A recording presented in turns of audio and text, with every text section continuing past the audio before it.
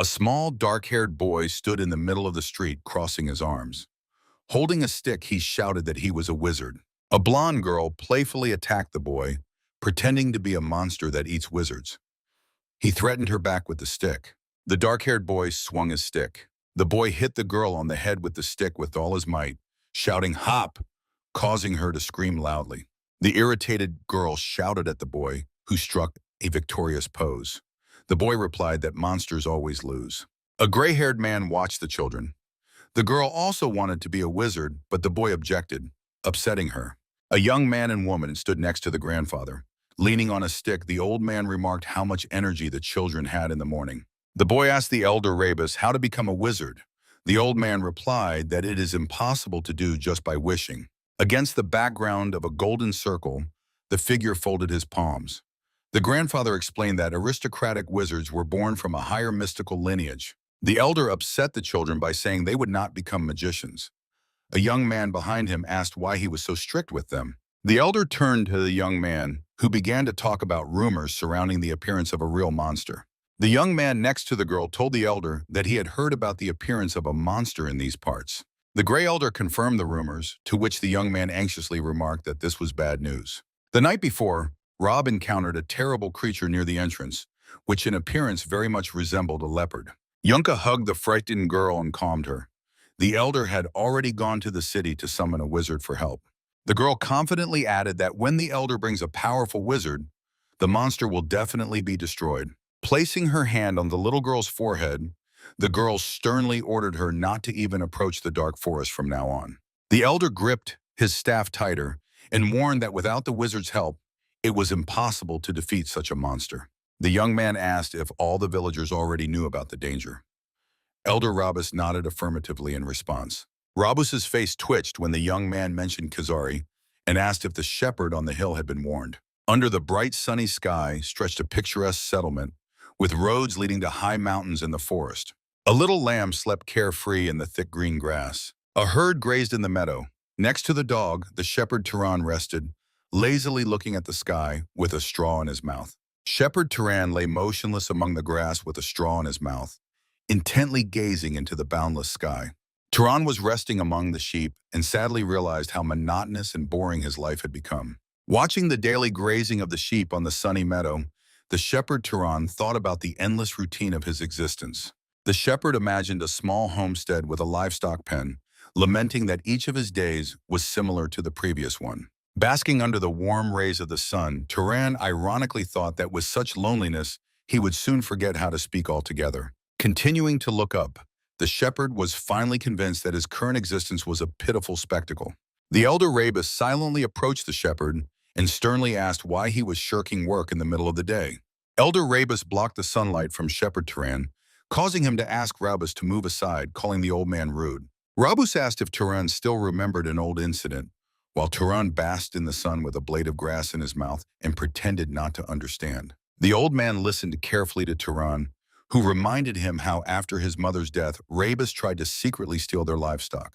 Turan sat on the grass and replied that he was not generous enough to squander the inheritance of his late mother. Angered, Rebus called the boy shameless when Turan noted that they were not friends, so the old man should quickly state his business and leave.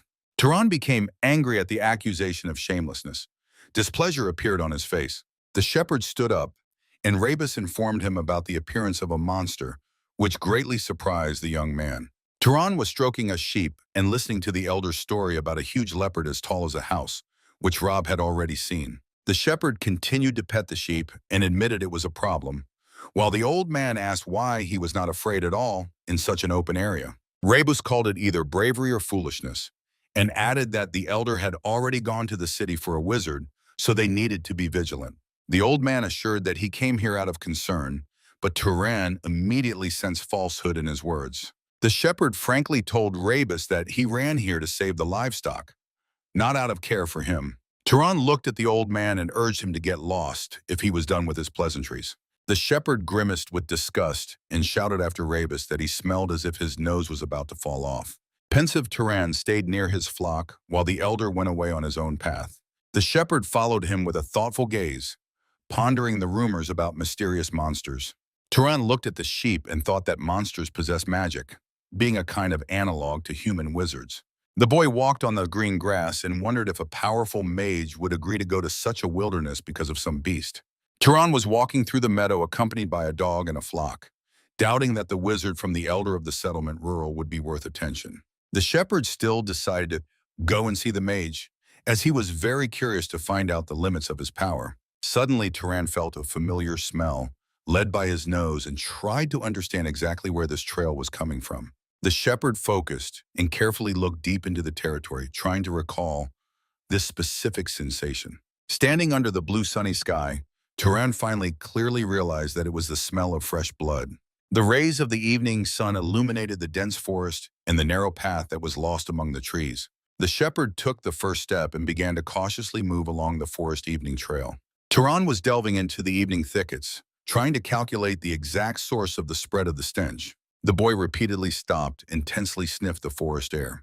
The shepherd took another confident step forward through the thickets. Turan's face suddenly changed when a terrible and disgusting scene appeared before his eyes. In the middle of the forest on the ground, the shepherd found the bloody and mutilated body of the elder Rabbis. Turan looked at the dead Rabbis, recalling his words about caution, and realized that a strange smell was coming from the old man. The shepherd thoughtfully examined Rabbis's body, understanding that only a true monster, not an ordinary beast, could have left such terrible wounds. Turan suddenly became alert, hearing a suspicious sound nearby. A huge clawed paw with a yellow joint stepped heavily on the ground. The shepherd stared intently into the darkness ahead. From the forest emerged a terrifying leopard-like monster with a strange mane, glowing eyes, and black clusters of energy around it. Turan froze face to face with the dreadful beast. A small, dark-haired boy waited for food and asked if monsters were really so strong that even adults could not defeat them, and his father confirmed it. The father explained that after an encounter with a monster, not even bones would remain of an ordinary person, which made the boy worry about their settlement. The man placed a plate of pancakes with honey and butter on the table, trying to calm his son. The father hugged the dark-haired boy and assured him that the elder would soon bring a wizard to the settlement who would easily defeat the monster. The little boy asked hopefully if the mage really would not lose and could destroy this evil monster. Father replied with a smile that wizards possess a special power and can incinerate a monster with a single word. The monster fiercely bared its huge teeth, and its eyes flashed with an otherworldly light. Turan looked fearlessly straight into the beast's jaws. The shepherd sternly ordered the monster to die. As soon as Turan uttered this word, the monster jumped aside and fell with a crash. The wounded monster got up and continued its movement. The shepherd did not take his eyes off the dangerous opponent. Turan frowned, realizing that his magical command for some reason did not fully work. A huge leopard, wrapped in dark energy, jumped onto the shepherd from above with its mouth open. The terrible monster rapidly approached the frozen Turan. The shepherd's face contorted with tension, and he shouted at the monster to stop with all his might. The beast-like monster flew over the shepherd and landed heavily a little further away.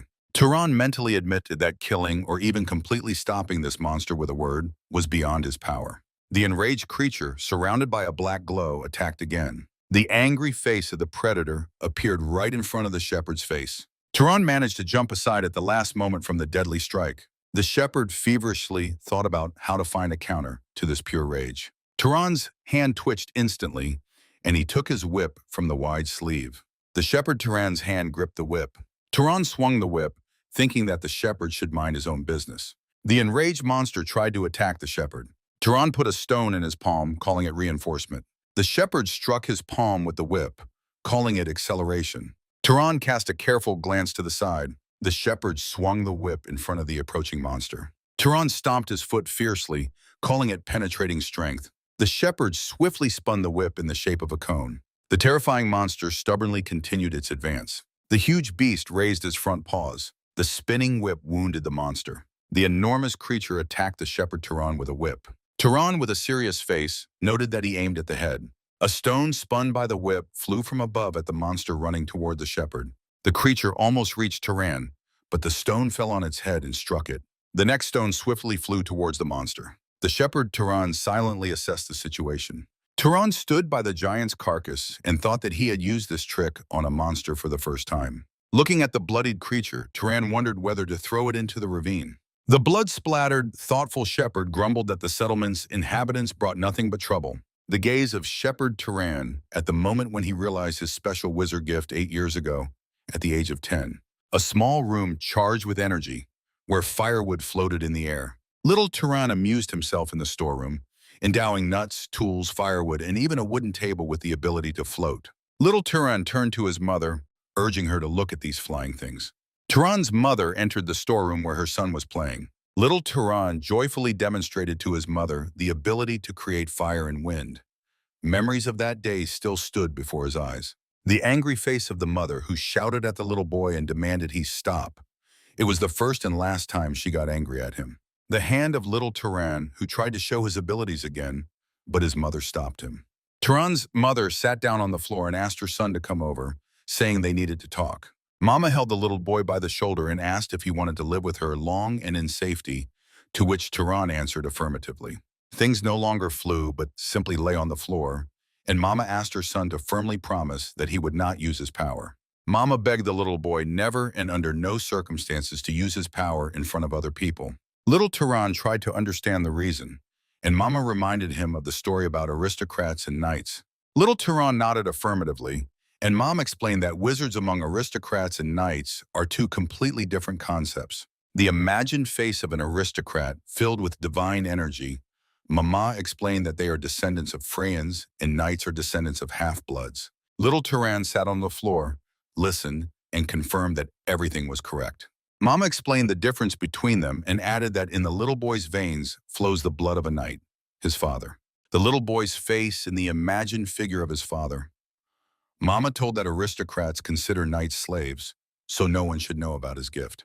The thoughtful face of little Turan. Turan's mama again asked the little boy to promise that no one would ever find out about his magic. Shepherd Turan looked out the window, reflecting on the fact that for 8 years he has faithfully kept that promise to his mother. Turan's hand touched the window pane. He understood that he had no right to break his word even now. Turan was thoughtfully looking towards the mountains, having no desire to reveal his abilities or leave these lands. A small wooden house with curtained windows, a fence, and a green lawn around it.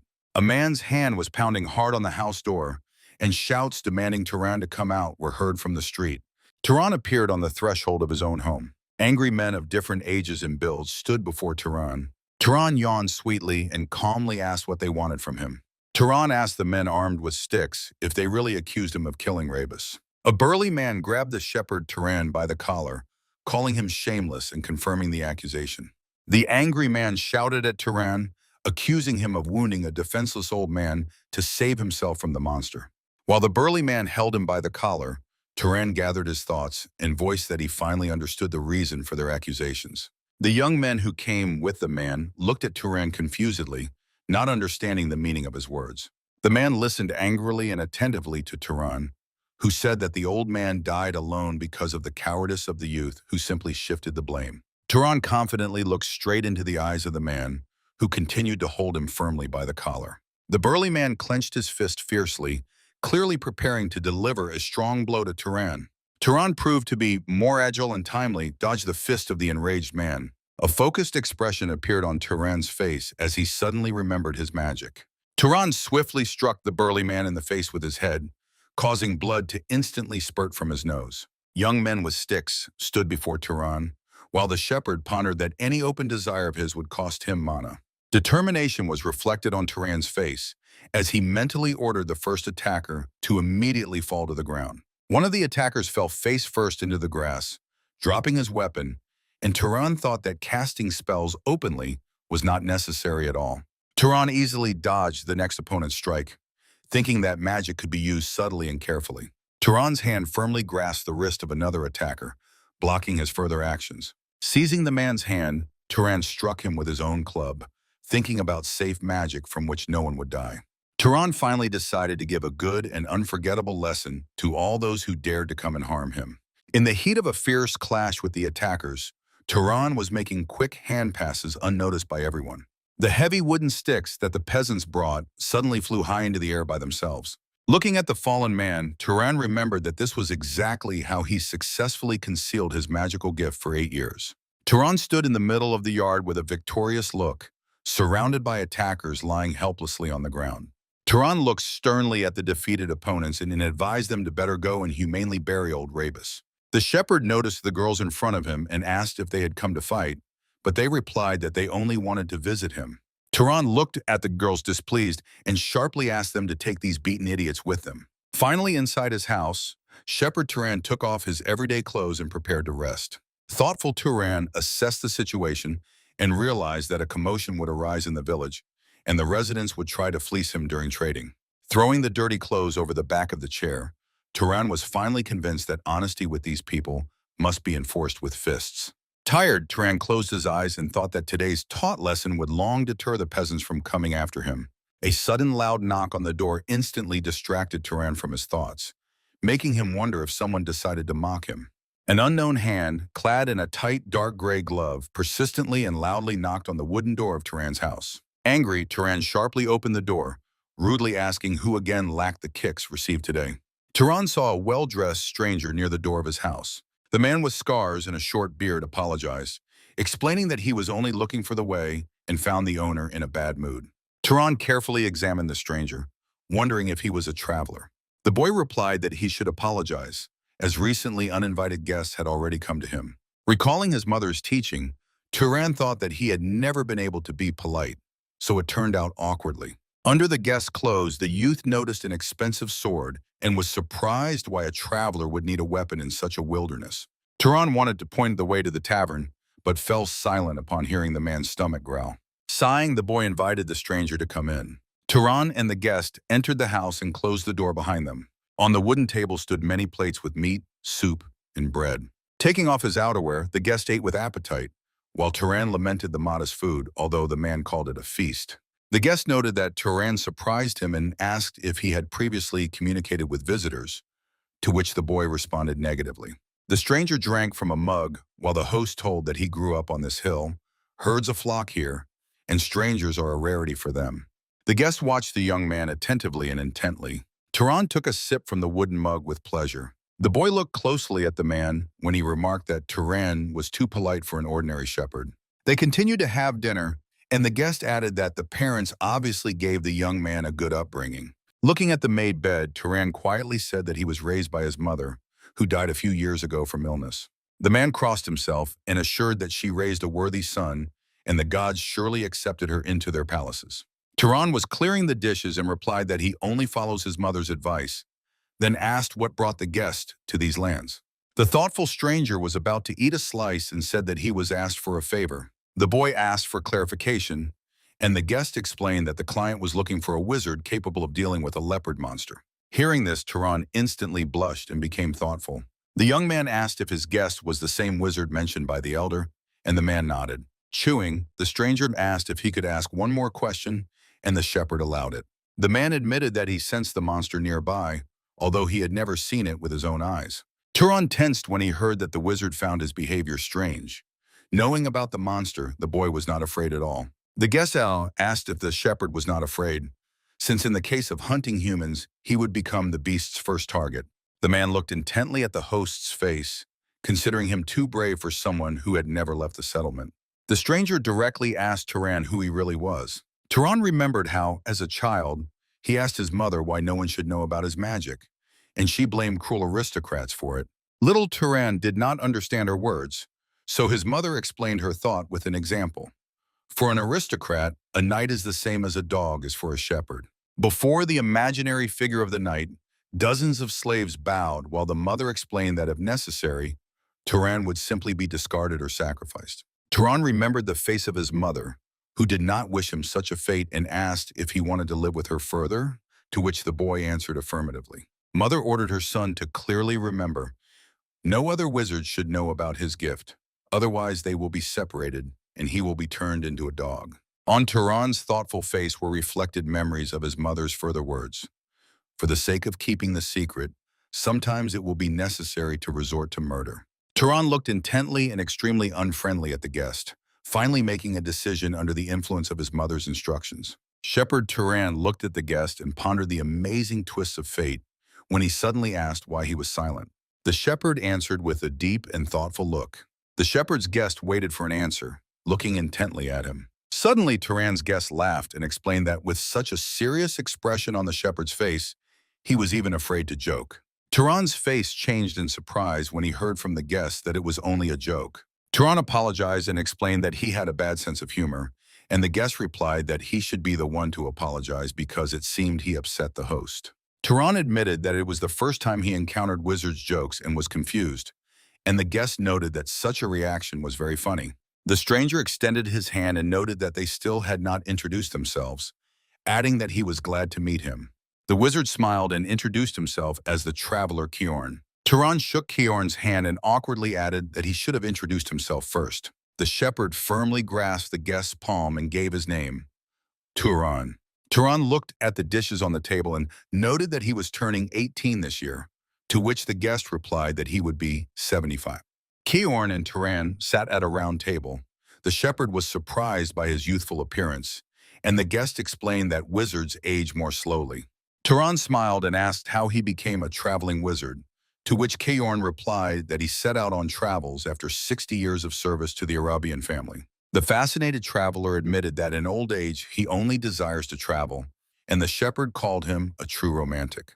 Turan talked with Kiorn and caught himself thinking that this was an ordinary, relaxed conversation with a good person. The traveling wizard smiled sincerely. Turan talked with his guest and suddenly realized that he had never imagined how pleasant simple communication could be. Outside the window, the sun was already setting behind the mountains, and the traveler noted that the time was coming to an end. Turan was surprised at how quickly the sun had set, and the traveler got up from the table, saying that it was time for him to go. The wizard placed a coin on the table, assuring that this pure Arabian silver more than covered the cost of the dinner. Turan stood up, thanked him for the payment, and wished a successful hunt, while Kiorn asked not to say goodbye as if they were seeing each other for the last time. The traveling wizard headed to the door, throwing in at the last moment that he would definitely drop by to laze around together again. From the forest hill, there was a view of a cozy and neat small town. Content with life, the sheep peacefully grazed on the green meadow under the sunny sky against the backdrop of distant mountains. The shepherd Turan strictly ordered the flock to gather together. The sheep obediently responded to the familiar call of the shepherd.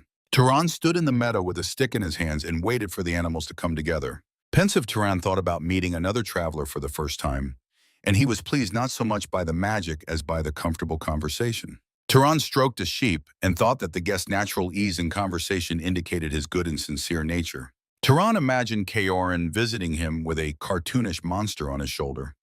The shepherd decided that this wizard was the best adult in his life.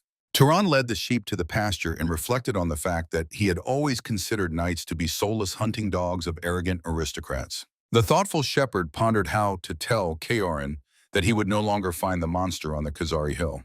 Kiorn was walking along the forest road, persistently searching for the monster. The wizard carefully examined the forest. He was surprised that the traces of the struggle remained, but the presence of the monster was not felt at all. Kiorn looked at the broken trees and shattered branches. Kiorn noticed damage on a tall, sturdy tree and thought that someone might have already taken care of the monster. The traveler saw a faceted stone stuck in the trunk. He wondered if the elder had turned to another wizard. Kiorn was walking through the forest and decided if someone had already killed the monster and returned peace to the settlement, then that was the only thing that mattered. The wizard's gaze instantly became tense. He felt something was wrong. Kiorn quickly and carefully looked around. In the bushes lay the monster's paw with a yellow joint with which the shepherd Turan had previously fought. Nearby was the broken head of the slain creature, on the wound of which new teeth had grown, smeared with blood. Before him appeared the torn, toothy maw of the monster with many tongues. The slain monster suddenly began to advance on Kiorn. The wizard looked at the creature and realized that a vengeful spirit stood before him. Kiorn watched the spirit and wondered who could have created such a kin. A huge clawed paw of the vengeful spirit raised above the traveler. Kiorn flew to the side. The vengeful spirit struck the ground with his paw so powerfully that the wizard was swept away by the shockwave. Alert Kiorn knew, if he did not absorb the monster's mana, it would turn into an evil spirit. All wizard hunters remembered this. The many-toothed spirit tried to grab the traveler, but the wizard instantly jumped up, avoiding the attack. Kiorn swiftly soared into the air. The wizard thought, one who does not possess magic could not kill the monster. So why was the body left, allowing the spirit to appear? Keoran landed again on the ground opposite the spirit. He wondered if the mage could be unaware of the consequences, since an inexperienced knight simply would not cope. The wizard began to create a fireball. He could not shake the thought that the monster was deliberately allowed to transform into a spirit.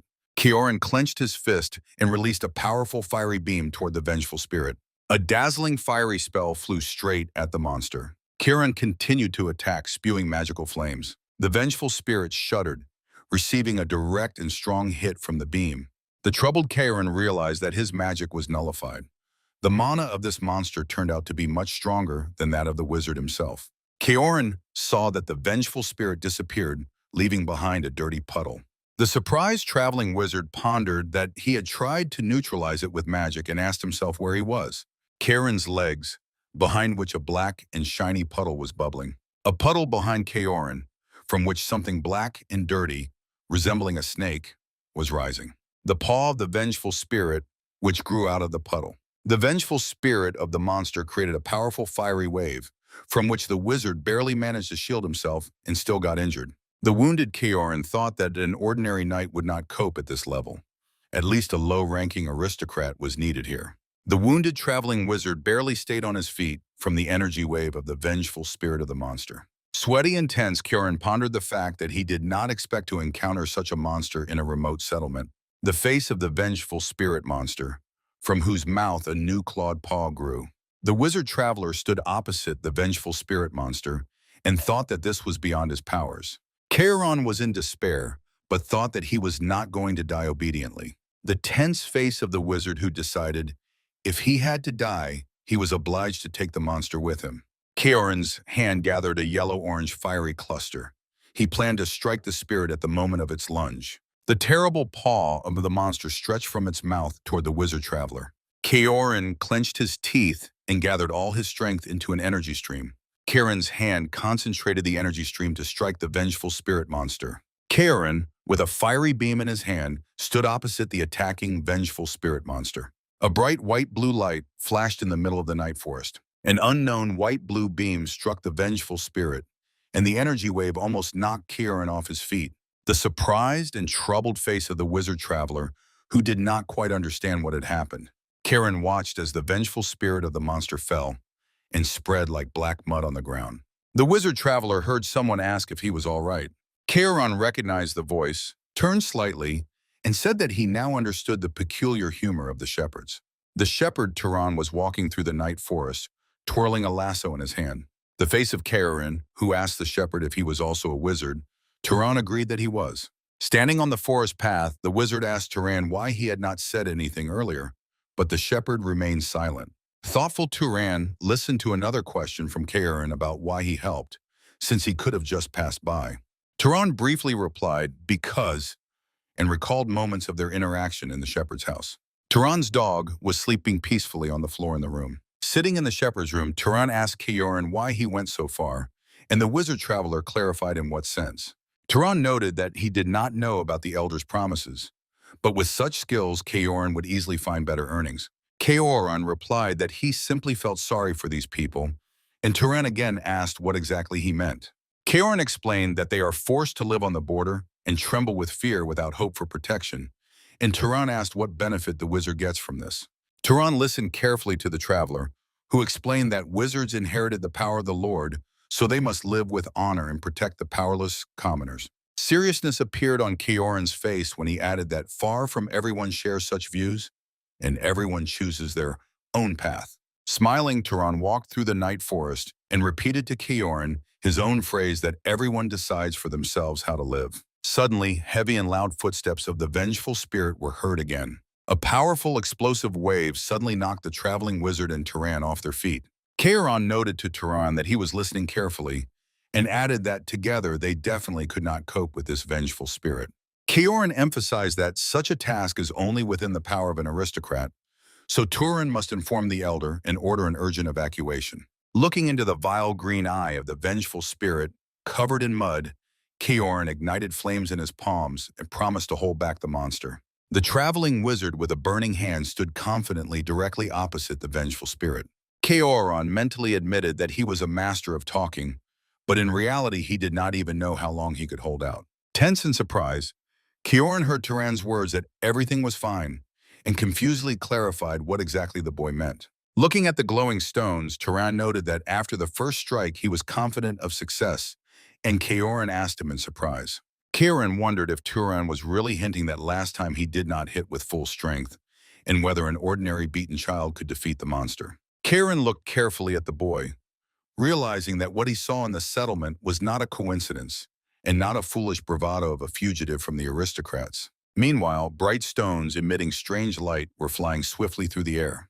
Turan focused on creating blue cyan energy streams and skillfully controlled them. The blue cyan energy passed through Turan's hands, and Kioran, watching this, realized that he was witnessing the birth of a legendary mage. A thrill appeared on Turan's face as he admitted that he himself was curious to find out the limits of his own abilities. Kieran, with two fiery palms, shouted that he would not allow this, because despite Turan's outstanding talent, their enemy remained extremely dangerous. The vengeful spirit relentlessly advanced. Under the pressure of the vengeful spirit, Kioran called to unite their efforts. The traveling wizard observed above himself a powerful blue cyan wave controlled by Turan. The blue cyan wave hit the vengeful spirit and caused a huge explosion. Kioran saw the explosion and, looking at his fiery palms, realized that he was only getting in the way, and the monster did not even react to his attack. The wizard traveler, with fiery hands, concluded that he was of no use now, so he simply had to let Turan's talent blossom. Powerful, huge waves of blue cyan energy swirled around the shepherd Turan and dispersed into space. The blue cyan waves provoked the next explosion, which destroyed the vengeful spirit. Shepherd Turan confidently controlled the waves of energy. The vengeful spirit revived again and went on the offensive, and Turan, fleeing from its steps, shouted that his method was not working. The wizard traveler noticed that killing the vengeful spirit with a physical attack would not work. The vengeful spirit rushed into a new attack, and Turan asked how exactly to defeat it then. Turan stretched out his hand forward and suggested striking the vengeful spirit with fire. The shepherd looked intently at the enemy and instead suggested using lightning. The vengeful spirit was struck by fire. The shepherd Turan pondered, and the wizard traveler replied that the young man understood nothing at all. The thoughtful Kioran reflected on the fact that applying magic to a living being requires cause and effect connections, and was amazed at Turan's ignorance of the basics of magic. Kioran looked seriously at the boy, convincing himself of his own correctness regarding him. Watching the battle, the wizard traveler recalled that Turan had killed this monster and left, unaware of the consequences because he had never absorbed mana in his life. Turan listened to Kioran's instruction that instead of lighting a fire, he should create and throw a flame, and sincerely marveled at his own new power. Turan resisted the monster's energy and prepared to oppose it. A pure flame was born in Turan's palm. Looking at the vengeful spirit, Turan thought that creating fire is not a problem for a wizard. Turan stood with a fiery palm opposite the vengeful spirit and thought that proper control over this element requires years of practice. Turan's hands skillfully created a powerful fiery circle. Turan instantly mastered the fire element. Turan's legs buckled as he tried to hold on under the powerful pressure of the vengeful spirit's energy. Turan incessantly generated new fiery circles of energy. The fiery circles of energy swiftly flew from Turan's hands straight at the vengeful spirit. The fiery circle hit the vengeful spirit. The next fiery strike struck the vengeful spirit. Kioran shouted to Turan not to lose concentration and to continue pouring mana into the fire so that it would not go out. Turan continued to create and throw fiery circles at the spirit, while the wizard traveler said that the enemy must be burned without a trace. Shepherd Turan looked ahead attentively, leading the battle with the vengeful spirit. The vengeful spirit was completely enveloped in flame. Inspired, Kioran at that moment realized that Turan had won. The wizard traveler pondered that Turan had defeated this insanely strong vengeful spirit, which not every aristocrat could handle. Inspired and thoughtful, Kioran looked ahead, thinking about Turan's victory. Turan looked at the smoldering remains of the vengeful spirit and asked if it was finished, while the wizard traveler marveled that an ordinary shepherd had done this. Kioran and Turan looked at the smoldering skeleton of the vengeful spirit, and Kioran advised the shepherd to always absorb the mana of the slain to avoid creating a new spirit. Kioran raised his palm to the bones of the vengeful spirit, explaining that one must imagine the absorption, and Turan agreed. Turan began to absorb the mana of the slain vengeful spirit. Light green mana flowed from the bones of the vengeful spirit. Turan extended his hand forward and sucked mana through his palm. Green mana was reflected in Turan's gaze. The imaginary energetic figure of Turan was filled with the mana of the dead vengeful spirit. Kiorn asked Shepherd Turan about his feelings and noted that he had done something incredible. Thoughtful Turan replied to the wizard traveler that he was absorbing mana for the first time in his life. Kiorn pondered that after awakening, Dara's mana grows with age, and the best way to develop it is by killing monsters or mages. Pensive Kiorn reflected that Turan's skillful handling of mana during the first absorption indicated his boundless potential. Kiorn continued to watch Turan attentively. Kiorn addressed Turan, acknowledged his unacceptable rudeness, and asked to which noble house he belonged. Turan suggested to Kiorn to first stop the bleeding. A wound was visible on Kiorn's hand. The wizard Kiorn sat with his hand bandaged and tied up. Kiorn sat at the table in Turan's house, and addressing him formally, apologized for his ignorance. On the wooden table lay tools and a first aid kit, and Kiorn scolded himself for making such a noble person deal with this. Turan repeated that he was not a noble person, but an ordinary shepherd who had never even seen his father. Angry Turan urged Kiorn to change his tone, and he agreed, asking not to be looked at so sternly. The conversation continued in Turan's house. Kiorn asked why such a powerful mage worked as a shepherd, since this work did not suit him. They sat at the table opposite the fireplace. Turan explained that he herded sheep at his mother's request, who ordered him to do so until her death. Kiorn was surprised. Turan added that his mother warned him about aristocrats beyond the mountains. If they found out about his talent, they would use and discard him. Turan's face became thoughtful when Kiorn remarked that his mother was a wise woman. Turan admitted that he expected reproaches for excessive care. Kiorn replied that she was only partly right. Kiorn thoughtfully explained that the power of mages breeds conflicts. Because of this, about 20 years ago, a war broke out between the noble houses. In the imaginary battle scene, hundreds of soldiers were killing each other. Kiorn remembered the war between his house Arabian and the great house Sahar, which took many lives. He said that out of 3,000 Arabian knights, more than 900 died, almost a third. Turan listened carefully to the story that most of Kiorn's close ones died in that battle. Kiorn remembered his friend Denver, who dreamed of opening a laundry after the war but died. In another scene of the war, Kiorn remembered the fallen mentor Hartman, who always said that he still had much to learn. Kiorn imagined holding his wife and son in his arms. All of them were killed by the knights of the house Zakar, and only he remained alive. With a thoughtful face, Kiorn concluded that a knight's life is sometimes cheaper and more senseless than a commoner's life, so Turan's mother was right. Turan listened to Kiorn's words about the fact that in one thing his mother was still mistaken, and it concerned his unique gift. Kiorn was ashamed to say this in his miserable state, but as a knight he was outstanding. However, Turan easily killed the fierce spirit that was beyond even his power. Turan listened carefully to the words that his potential went beyond the understanding of ordinary knights and reached at least the level of an aristocrat. Kiorn assured the shepherd that even among aristocrats, his strength would be above average. Turan was surprised as his mother said that his father was an ordinary knight. Kiorn noted that knights also have children considered equal to aristocrats. Kiorn rose from the table and advised Turan to leave the mountains to serve the world. The shepherd asked why this was necessary. In an imaginary picture of a village by the river, Kiorn pondered a world where the people needed the strength of noble knights, for this world did not yet belong to them. Imagining an unknown deity, Kiorn spoke of other races once expelled by gods, and who were still seeking a way to rise up. Kiorn imagined a battlefield, and was outraged that aristocrats did not cease their internal conflicts. That is why the world desperately needed strong and good protectors like Turan. Kiorn stopped by the door and asked Turan if he truly found joy in such a sad life of a shepherd. Turan's face became thoughtful again. Turan looked at the mage by the door and asked what he would gain if he left. Kiorn replied that it all depended on his own desires. The mage listed wealth, fame, family, and friends, adding that here in the mountains, all of that was in great scarcity. As he was leaving, Kiorn suggested imagining journeys during which Turan could destroy monsters threatening people.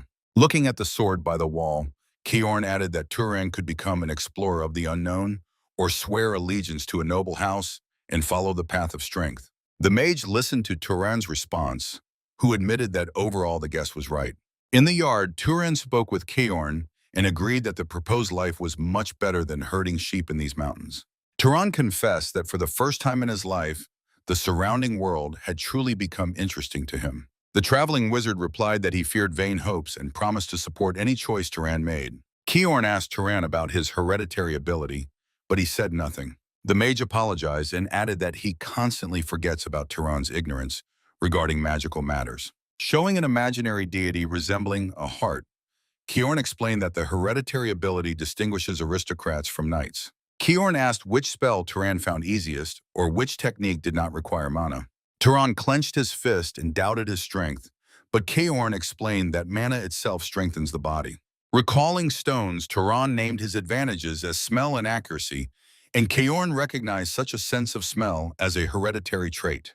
Kiorn explained that accurate stone throwing is characteristic of the House of Arabian and asked to tell more. Turan fell silent and gathered his thoughts. Turan suddenly noticed that Kiorn was very upset. The shepherd listened carefully to Kiorn's words, who stated that he seemed to have guessed the boy's origin. Kiorn suggested that Turan belonged to the great house of pursuers, who were also called hunters. Kiorn recalled his slain wife and son and added that this was the house of Zahar, which had started a war against the house of Arabian. Tears welled up in Turan's eyes at that moment. Turan thoughtfully looked aside, pondering the mysterious house of Zahar. The shepherd realized that he belonged to the clan of bitter enemies of his new acquaintance and watched Kiorn tensely. Turan considered a possible apology to the traveling wizard, although neither of them was responsible for the ancestors' decisions. The wizard noticed the boy's contemplation and called him loudly. Kiorn friendly patted the shepherd on the shoulder, urging him to finally cheer up. The traveler reminded that the youth had not participated in the former war, but Turan still felt awkward. The wizard smiled and called it the affairs of old men, adding that revenge only prolongs senseless wars. The young man quietly asked his comrade if he regretted forcing him to leave his native mountains. Kiorn confessed with a sad look that he believed in the boy's kindness, although his unique skills would certainly interest the house of Zakar. Turan raised his eyes in surprise, trying to understand the hidden meaning of these words. The wizard explained that the high position of such a good man in the house of Zakar could help prevent new bloodshed in the future. These unexpected words made the shepherd seriously reflect. Kiorn lightened the mood by noting that it was too early to guess, as the boy had not yet made a final decision. The traveler's face suddenly became extremely serious when he heard the young man's firm answer. Turan confidently announced to the wizard his intention to descend from the mountains. Kiorn approved this wise choice, but noted that it was not worth rushing the departure. The boy insisted on traveling immediately after his comrade's recovery, although the latter merely brushed off his minor scratches. The wizard began to talk about mana, which was considered the key to omnipotence due to its necessity for creating spells. Turan tried to grasp the essence of what he heard, while Kiorn described the real limitations of this magical power. They settled around the round table with hot tea where the shepherd tried to inquire about the extent of manipulations with mana. Kiorn raised 3 fingers, highlighting 3 main factors of magic complexity: affinity, inclination, and causality. The young man listened attentively to the explanation about affinity, which was determined by origin and usually concerned aristocrats. Placing his hand on the table, the traveler noted that it would be almost impossible for an outsider to heal his current wounds. Kiorn added that for the southern clan Rivist, this would be an easy task thanks to the incredible power of their blood. Turan interrupted him with interest, asking about the specifics of the second factor: inclination. The interlocutor explained it as a habit for a certain magic, and the boy recalled his recently created fireball.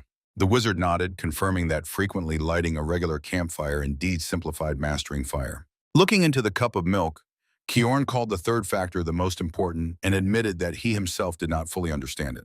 The traveler asked what would happen if someone tried to kill him with mana directly, to which the shepherd smiled and predicted only smoke from his own head. The wizard held his hand over the cup, warming the milk, and agreed that this example perfectly described the lack of causality. Kiorn's hand hovered over the cup of milk that had already boiled. He said that the insufficiency of causality arose without a proper cause. Turan replied to the wizard that he seemed to understand what he was talking about. Flames flared in Turan's palms as he explained that fire was more natural than the abstract desire for death. Kiorn noticeably cheered up and stated that Turan should have become a scholar.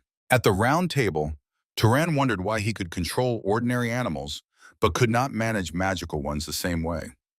Kiorn explained it was due to mana. The sheep peeked into the house window and saw Turan talking with Kiorn. Pensive Turan admitted that magic was complicated, and a good mage not only controlled mana, but also understood its principles. Turan suggested that the Zakar house had some special magic, and Kaorn replied that they skillfully nurtured and tracked it. Kaorn offered Turan to try it himself, and he immediately agreed. Turan closed his eyes and wished to become invisible so that he could not be detected by sound or smell. Turan's face gradually dissolved into space. Kaorn was surprised when he heard Turan's question about whether everything had worked. Kaorn stood by the table and looked at the place where Turan had just been. At Turan's place, only barely noticeable air vibrations remained. The agitated Kaorn replied to Turan that everything had worked and he had not seen him. In the room by the window stood furniture and barrels, and there was nothing else. By the window next to the furniture and barrels, Turan's figure gradually appeared, as if it had arisen out of thin air. While Turan examined his own hand, Kaorn admitted that he had not seen such an ability for a long time and still felt horror from it. Kaorn considered invisibility a sneaky ability and warned Turan that it did not make him invulnerable. Kaorn offered to teach Turan a few training techniques, and Turan was surprised by the diligence in teaching an enemy. Turan heard in response that he had saved Kaorn's life and fed him, and this had already been mentioned before. Kaorn repeated again that he believed in Turan's personality. The bald, irritated man was outraged and asked Turan why he was selling the sheep and who was supposed to herd them now. Turan stood on the street with the treasure on his back and listened as the outraged man reproached him for making decisions without consulting the elders. Turan replied that they could find another shepherd and his property was no one's concern. The fox-like man, the stocky, battered fellow, and the youth listened in surprise as Turan demanded a decent payment for the livestock. The surprised men silently listened as Turan warned that catching the sheep later would not be easy. The worried elder bit his lip and thought that nothing good would come if they continued to anger Turan. The elder handed Turan a bag of coins, agreed to his terms, and said that the road was open. Turan, with a pouch of money and treasure on his back, walked along the road with Kaorn towards new adventures. Turan addressed Kaorn and said that the settlement's inhabitants owed him a considerable compensation, then suggested they collect the money by force. Kaorn replied that it was not his concern and that Turan himself had caught the beast. Turan agreed with Kaorn's words, and at the crossroads, Kaorn announced that their paths would now diverge. Kaorn asked Turan for forgiveness for not being able to travel with him and said it was better for him to journey alone. Turan told Kaorn that it was a minor matter and thanked him for everything. Kaorn asked Turan to take care of himself. Turan waved goodbye and expressed hope that they would meet again with a smile. Kaorn went his own way, and Turan watched for some time as his figure disappeared in the distance. Only later did Turan realize why he did not want the old knight to address him formally. Turan remembered himself as a child next to his mother and understood that he had always reached for the paternal image. Turan silently watched Kaorn's back. Sand dunes stretched across the endless desert. The wind wildly roamed between desert cliffs and waves of sand. Among the rocks walked a lonely traveler in a hooded cloak whose figure resembled Turan. Turan covered his face with his hand, sheltering from the strong wind. Turan's gaze suddenly caught on something important ahead. In the distance, Turan noticed a group of people among the dunes and decided they were traveling merchants. A man's boot confidently stepped on the sand, while Turan decided to ask the strangers for directions. Turan stopped before the people he met in the middle of the desert. One-eyed man in a hood asked who Turan was, and he introduced himself as a traveler and asked for directions. Turan heard in response that the road would lead him to the nearest town called Muri. Turan thanked the strangers for their help and was already about to leave. The stranger blocked Turan's way and ordered him to stay in place. The bold youth in the hood wondered if Turan would just leave after receiving the information, and Turan asked what they wanted. Turan's serious gaze froze when the strangers declared that payment was due for the information received. The people Turan took for merchants drew swords and demanded the backpack. Turan asked if they were bandits, and in response he heard only a bold confirmation. The one-eyed bandit with a sword told Turan that in such a desert no one would be surprised by a found corpse. The sharp tip of the sword pressed against Turan's neck, while the bandits ordered him to remove his cloak and backpack without trouble. The angry one-eyed bandit asked if Turan understood everything, and he finally realized that he was facing murderers. A conversation with Kaorn at the round table in his house surfaced in Turan's memory. Then Turan remembered how he created a flame over a mug of boiling milk. The next memory was a conversation with a traveling wizard who explained to him the subtleties of magic. A cheeky smile appeared on Turan's face when he decided to make desert bandits his training dummies. The bandits mocked Turan, calling him crazy for imagining himself a mage. Turan's hands suddenly flared up, accumulating magical energy. The boy created a powerful whirlwind around himself, and the fierce wind instantly shredded the attackers along with their weapons. Turan wisely noted that concentrating already existing mana is much more effective than forming spells from thin air. The stunned enemies scattered in all directions, and the young man was surprised that he could raise such a storm with minimal effort. With a light movement, he drew a few drops of water from his own bottle. The liquid in the air instantly turned into sharp diamond polyhedrons. The mage confidently controlled the ice crystals that obediently swirled around him. A primal horror froze on the face of one of the attackers. Turan directed sharp blades at the bandit, and they mercilessly pierced his body through and through. He continued to attack, understanding that without a large body of water nearby, it was easier and faster to throw ordinary stones. The one-eyed leader fell to his knees and, begging for mercy, assured that they did not know about his magical power. While he was showering him with promises, Turan clearly recalled the moment of their audacious attack. The young man lifted his leg heavily, preparing to stomp the ground with force. Sharp rocks rose around, instantly tearing apart and scattering the remaining bandits. The surviving leader screamed in fear, not believing his own eyes. Turan towered against the backdrop of the bloody spectacle in sharp stone boulders. When the mage approached with a question, the frightened leader obediently agreed to answer, hoping for clemency. The boy sincerely did not understand why they risked attacking a lone traveler who could turn out to be dangerous. Turan carefully looked into the face of the enemy, who admitted that the reason was his excessive politeness. The bandit explained that because of the bowed head and words of gratitude, they took the mage for a weak commoner. The young man calmly listened to him and thanked him for the valuable life lesson. The criminal, with hope in his eyes, asked if he would now be granted life. Instead of an answer, a deadly water drop swiftly flew straight into the leader's head. At that moment, Turan recalled the stern face of Kaorn, who once gave him an important instruction regarding future encounters with people. The mentor strictly forbade showing any mercy to bandits who profit from others' misfortune. Turan clearly remembered his sword on the table and the words that a scoundrel left alive later destroys dozens of innocent souls.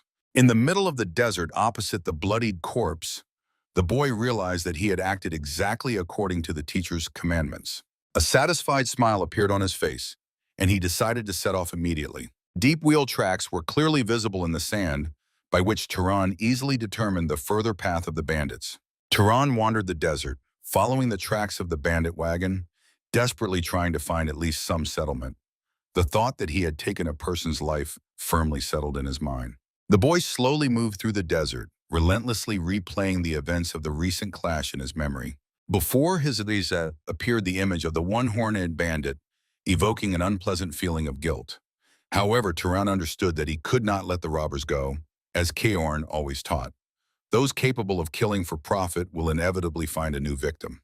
Turan repeatedly recalled the faces of the robbers who had just tried to shorten his life. The young man walked further and further away from the bloody place.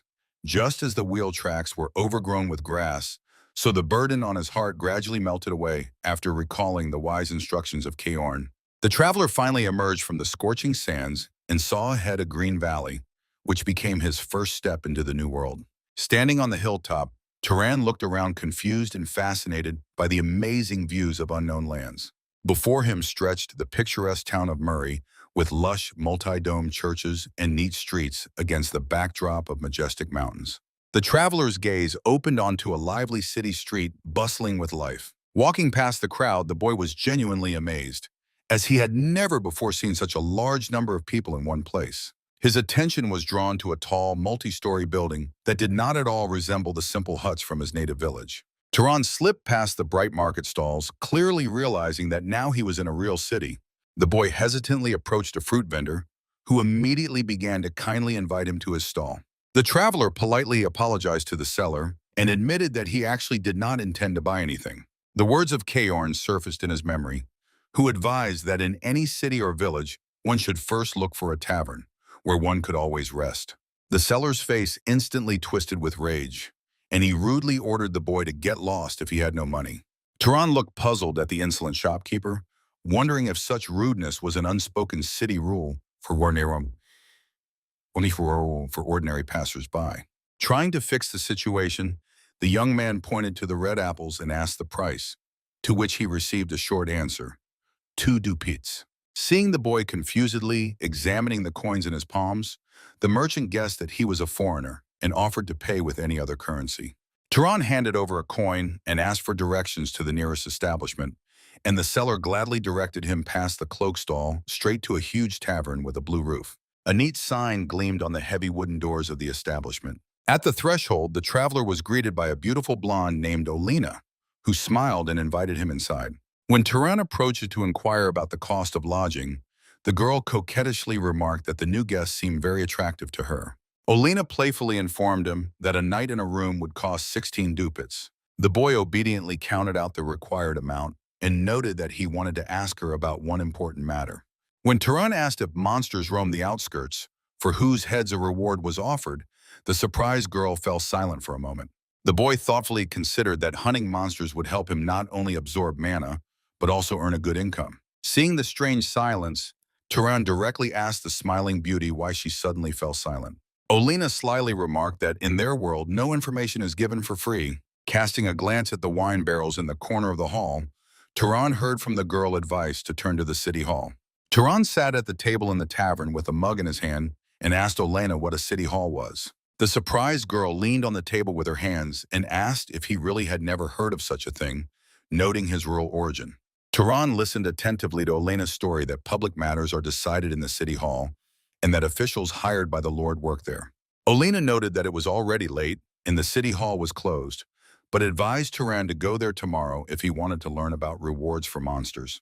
The girl inquired if he was a hunter, and the young man asked her to clarify her words. Olena explained that according to rumors, a common person after hunting monsters can become a magician, and asked if that was his plan. Suddenly, a heavy male hand lay on Turan's shoulder, and an unfamiliar voice said that only fools believe in such superstitions. A burly blond man with a headband introduced himself as the hunter Medan, and assured that killing a monster really opens the path to magic. Olena joyfully greeted Maidan, and he smiled in response, noting that he would not die until he gained magical power. Turan decisively removed the stranger's hand from his shoulder, causing Medan to laugh and apologize for the familiarity.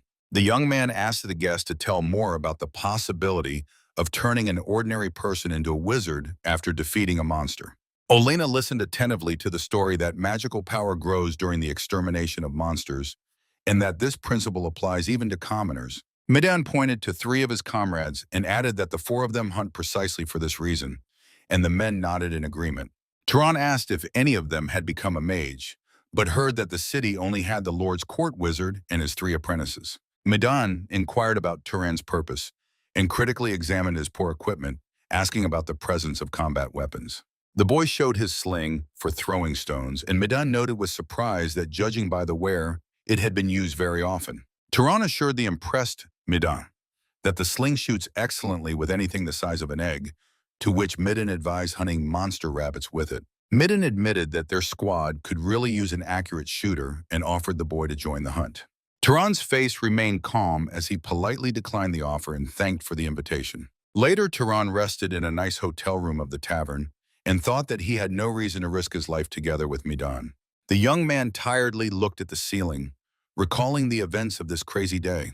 Turning his gaze to his backpack and modest gear, he still could not believe that he had dared to leave his native village forever. An unknown hand in the darkness began to fill with powerful energy, and its owner thought that even more awaited the boy ahead. Suddenly, Turan became alert, hearing a suspicious movement behind the wall.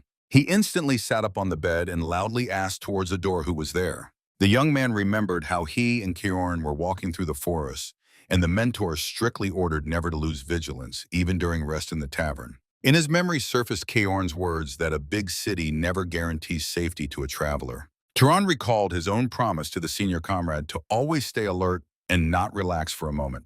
At that moment, a gray-haired man in dark clothes, wrapped in magical energy, slowly reached out his hand to the latch of Turan's room. The boy decisively stepped forward and opened the door of his room himself. Turan's gaze instantly became surprised at what he saw. On the threshold stood Olena, who awkwardly asked if she had disturbed his rest. The girl began to excuse herself, saying that the rooms were very cold, so she came to warm him this night. Seeing the silent question in the eyes of the stunned Turan, Olena silently began to untie the straps on her clothes. Turan stood in the doorway of his room in the tavern and clarified with Olena what exactly she meant by the offer to warm him up. Olena brought her leg closer to his leg and promised to fulfill any desire for a moderate fee, but the young man asked what to do if he needed nothing. The beautiful girl approached almost close to Turan and, placing her hand on his shoulder, assured him that she could see everything on his face. Turan's face at that moment took on an absolutely calm and impassive expression similar to the face of Buddha. Olena froze with a stunned look, completely not understanding the reasons for such a strange reaction from the boy. At that moment, Turan clearly imagined the angry face of Kaorn, who was mentally shouting at him not to dare do this. The boy recalled their conversation with Kaorn at the pasture near their native village, when he persistently ordered to be careful with tavern staff due to the high risk of catching dangerous diseases. Turan remembered the strict admonition of the mentor that for wizards with their resilience, this was not a threat, but an ordinary man risked then infecting some innocent girl. The angry Olena quickly walked away, and the young man thought that first the owner of the fruit shop, and now she only confirmed the complexity of city life. The boy lay on the bed and pondered the heartlessness of the townspeople, who demanded money even for a simple conversation or secret information. Suddenly, he remembered the conversation he heard between Medan and his comrades, one of whom was interestedly addressing his boss. Partners were climbing the stairs following Medan and doubting the advisability of involving Turan, considering him suitable only as bait. Turan pondered, recalling the leader's words that the young man reminded him of himself in his youth, which even made him worry about the boy with such a weak weapon. Medan explained to his comrades his desire to help the boy survive, to which they only noted his overly kind heart. Lying in bed, Turan recalled these words and concluded that not all city dwellers are heartless after all. His gaze stopped on a beautiful 3-story building towering in the middle of the city street. In the town hall, Turan was met by a middle-aged mustached man in a business suit, who politely inquired about the purpose of his visit. The boy decided to clarify whether his interlocutor was an official, and the man calmly confirmed his status. The official's face instantly became serious as soon as Turan declared his intention to hunt monsters. The young man again remembered Kaorn, who once stroked a sheep and warned that the surrounding world would not be kind to him. Then Turan asked about the reasons, and the mentor replied that no one repays kindness, so a different approach is needed for people to treat you well. Turan clearly remembered Kaorn's advice to immediately call himself a wizard, before whom ordinary people always bow. The official silently handed Turan an official drawing depicting a 3-legged monster. Holding the paper in his hands, the boy heard a warning that the drawing could not be taken with him, so it should be immediately returned after familiarization. Turan spotted the 3-eyed and 3-legged toothy raven and asked again if it was really a monster, to which the official ironically remarked that it was definitely not a cat. Making notes, the clerk strictly ordered that in case of success, the carcass should be brought here so that the magister could extract the mana and prevent the creature from turning into a vengeful spirit. Turan carefully studied the image as the official spoke about the city charter prescribing execution for hiding a killed monster. Recalling his recent fight with the forest spirit, the boy mentally agreed, having already seen something similar with his own eyes and not intending to repeat mistakes. When Turan asked if hunting monsters was the exclusive duty of knights, the official with a pen in hand was surprised by such naivety. The young man returned the drawing of the raven to the official, who added at the end that the knight's task was to maintain order in the city, not to catch creatures beyond its limits. Turan left the spacious hall of the town hall under the contemptuous words of the official, who called him a senseless vagabond and advised catching monsters far beyond the city limits. The official watched the boy leave and cynically thought that beyond the city gates, they would soon face another corpse. On the floor lay the dead gaze of the slain monster raven. The bloodied carcass of the creature with a hole in its chest lay in the middle of the hall where Turan had just brought it.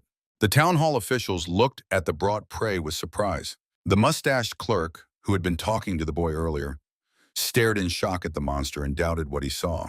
Turan calmly stood near the men who could not believe his lightning-fast return from a successful hunt.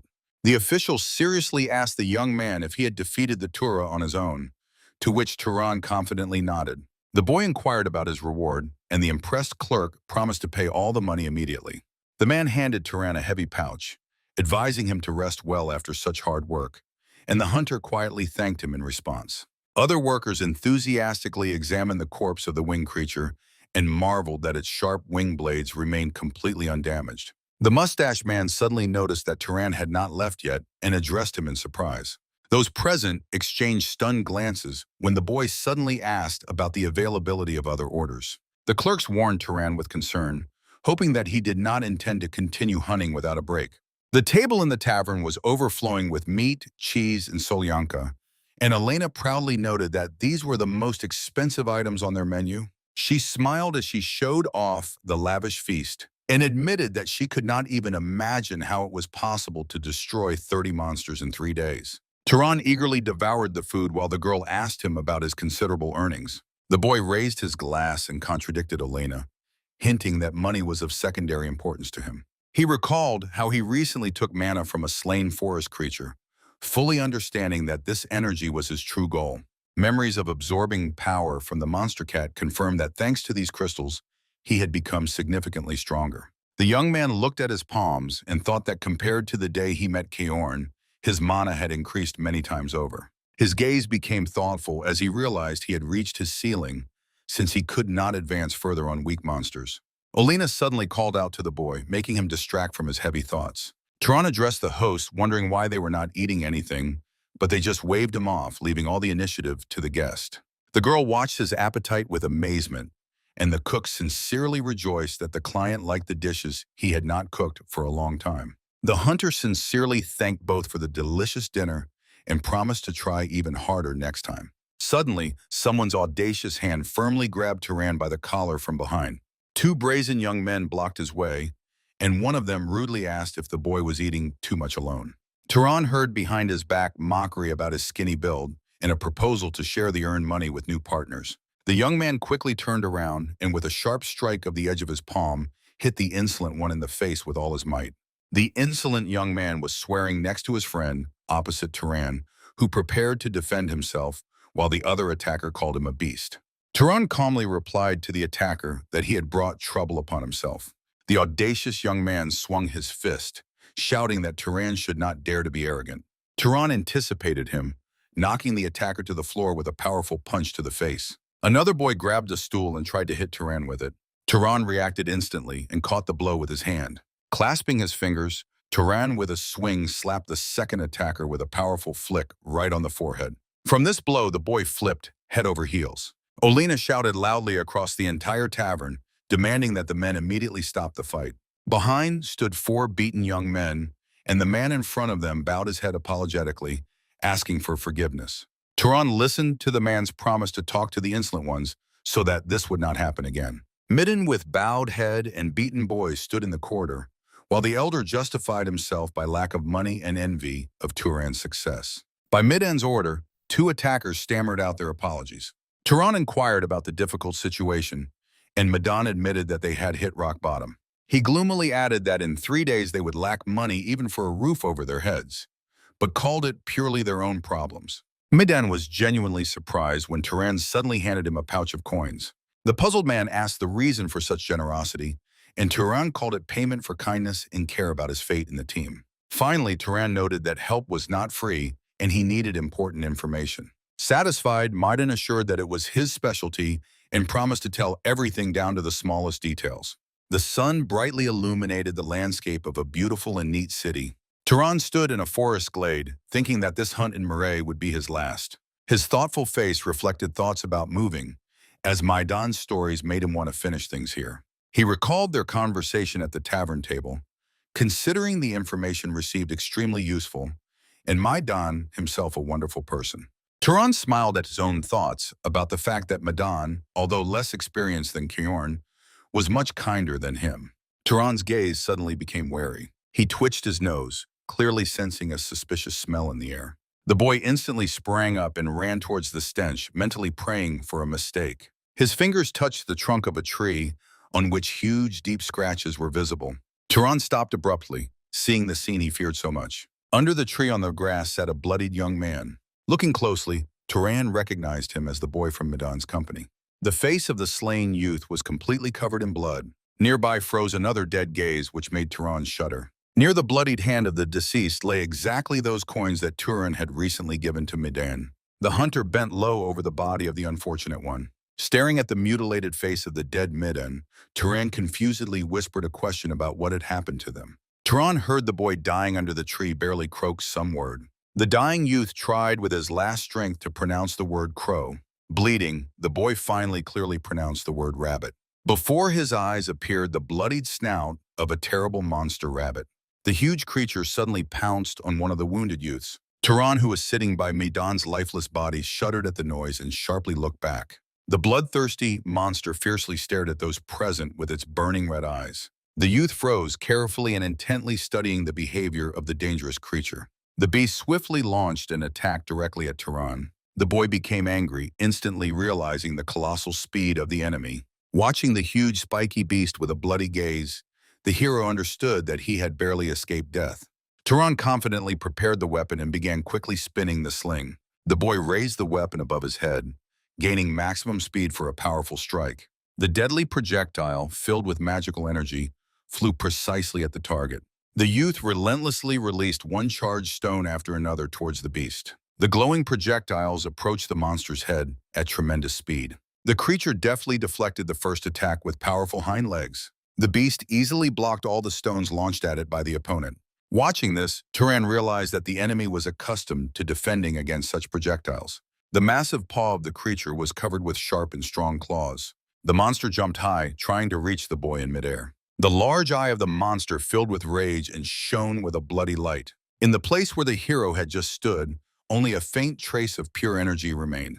The leap turned out to be unsuccessful, and the bewildered beast simply did not understand where its target had disappeared. Turan suddenly appeared behind the enemy with a bare dagger in his hand. Finding himself behind the treacherous creature, the young man prepared to deliver the decisive blow. The hero deeply plunged the blade directly into the carotid artery of the bloodied monster. The wounded creature spun around and struck the boy with its paws, throwing him far back. Turan crashed at full speed into the trunk of a tree and began to melt away like an illusion. The monster jumped again, but its body was pierced through by a yellow-orange energy beam. Yellow-orange waves of energy suddenly surrounded the fiercest rabbit monster. The red-eyed monster desperately tried to escape the trap. The wounded beast howled eerily in the clearing, knocking down trees around. From the deep wound on the rabbit's neck, blood chirped incessantly. The bloodied monster helplessly fell to the ground with bulging eyes and a lolling tongue. Turan took several powerful steps to finally finish off the monster. The warrior silently froze opposite the fallen giant rabbit. The boy stretched out his hand forward, beginning to absorb the mana of the slain creature. Turan focused intently, summoning the remnants of magical energy from the monster's body. The youth's face shone with a powerful surge of strength, which in volume far exceeded the mana of the previously defeated leopard. Turan instantly became alert upon hearing a sudden, quiet exclamation of disbelief behind him. Under the tree sat Midan's wounded companion, who shockingly called Turan a wizard. To confirm the boy, the youth indignantly asked why he had hidden his true nature. Turan inquired of the bloodied fighter about the presence of family to pass on belongings, but he only shook his head. The exhausted youth under the tree bitterly wept, looking at the body of his fallen leader. Turan involuntarily recalled Midan's stories about the luxurious nearby city of Orem and its famous great library. A memory floated before his eyes of their conversation in the tavern, where his friend enthusiastically described thousands of rare books. Then Midan good-naturedly noted that only the mention of books finally aroused sincere interest in the gloomy Turan. The comrade remarked that not everyone is allowed in there, to which the traveler immediately asked about the way to get in. Hearing in response that the entrance is open exclusively to wizards, Turan only calmly nodded. Soon fresh graves appeared in the forest, where Midan and his people rested. Bowing his head before the lonely crosses, the boy quietly promised to set out for Orem. Looking sadly at the ground, he wished his friend's soul a much happier next life. Turan turned around and walked through the thickets in search of the mysterious city. After some time, the traveler was already standing in a long human queue in front of the city gate. While waiting for his turn, he mentally laughed at how once the tiny Murray was able to impress him. Before him finally appeared the majestic and grand landscapes of Orem. Watching the stern guards, Turan was surprised by the huge number of people eager to get inside. The boy quickly realized that the soldiers were meticulously filtering out criminals from the crowd.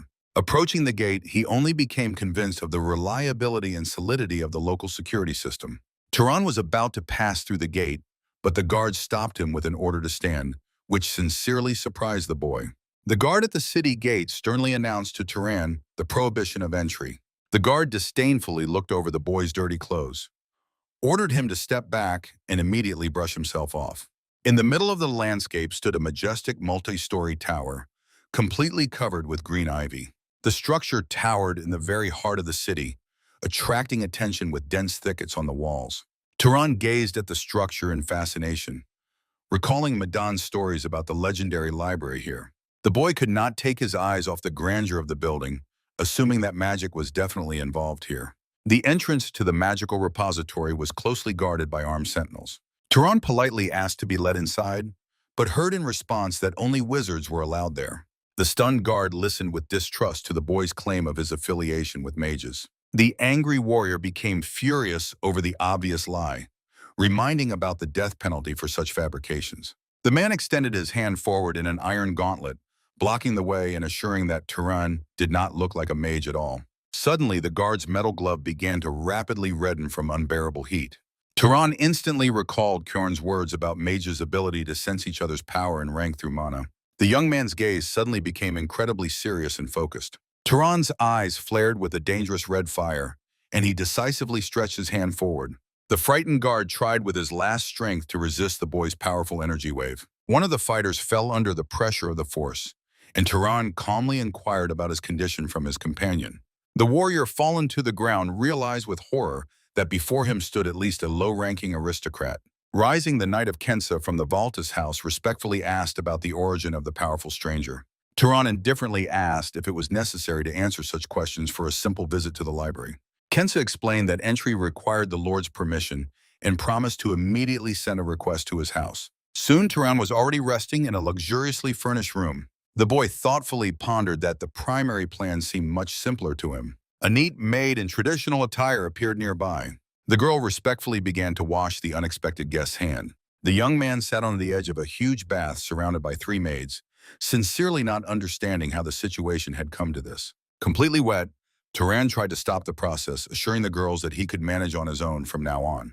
The maids were afraid of punishment for poor guest reception, so the young man had to allow them to continue their work. Outside the window, an incredible and majestic view of the wealthy city of Orem was unfolding. One of the maids in uniform exclaimed excitedly, and the surprised Turan asked what exactly had impressed her so much. The frightened girl instantly covered her mouth with her hands out of fear. Elegantly dressed, Turan adjusted his hair and with a smile inquired if something had appeared on his face. Stammering, the maid apologized and admitted that she had simply lost her speech because of his beauty. Turan calmed the girl, and she shyly asked not to be addressed formally, as she was only a servant. The young man answered her with a surprised and sincerely admiring look. Turan stood in the middle of the luxurious gilded hall, where on one side the maidservants were frozen in a bow, and opposite waited a pink-haired girl.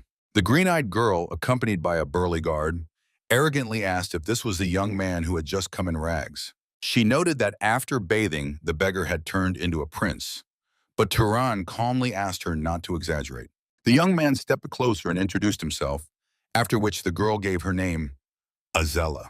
In response to the question about his origin, Turan refused, citing personal reasons. Azella only smiled playfully and remarked that she sincerely regretted such secrecy. The girl cunningly pondered his secrets, deciding whether to play with him a little.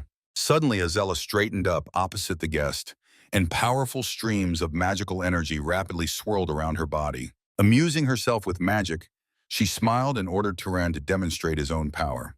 The young man's face remained calm as the foreign energy completely surrounded him. Turan's face was brightly illuminated by pure mana. Azella and Turan stood opposite each other in a spacious hall on a colorful carpet, illuminated by their own magical light. The energy of the young people flared so powerfully that the frightened guard jumped back, shielding 3 maids. Dazzling streams of multicolored power rapidly rose to the very ceiling of the hall. Feeling relief, Turan exhaled calmly. An admiring smile appeared on Azella's face. The girl looked at her own palms in black gloves with surprise. Azella suddenly addressed the boy, pulling him out of deep thought. Looking straight into Turan's eyes, she suddenly proposed that he marry her. A funny picture appeared of a shocked Turan listening to a marriage proposal from a pink-haired girl. From such an unexpected turn, Turan even broke out in a sweat from surprise. Azella laughed cheerfully, noticing his funny facial expression and turning everything into a joke. However, looking slyly at the young man, she advised him to think, since the place of her partner was still free. Soon, the pink-haired girl, accompanied by a burly guard, came out, leaving Turan in the middle of the hall together with the maids. The young man silently watched the mysterious guest leave. Turan's gaze became extremely thoughtful. His palm noticeably trembled after this encounter. Anxious, Turan examined his own fingers, pondering that Azella's mana was no less than his own. A majestic coat of arms of the noble Valtis family appeared on the screen. In the spacious office behind a luxurious gilded desk, sat a well-dressed man, and Turan stood opposite him. The master of the office greeted Turan as a young aristocrat and introduced himself as Lord Orim, named Ragvaltus. When the boy named himself, the Lord clarified whether this young man truly wished to enter their famous library. Ragvaltus immediately warned that there were no ancient secrets or manuscripts for instant mana increase there. Turan assured the Lord of his pure intentions, and he agreed to let the guest in since there were no secrets of the Valtis house there. From the window of the estate, there was a wonderful view of the tower, and the Lord suggested Turan rest and come back tomorrow. The ancient tower of the library was picturesquely wrapped in thick green ivy. The guards at the entrance politely bowed to Turan, confirmed his right to visit, and invited him inside the heavenly library.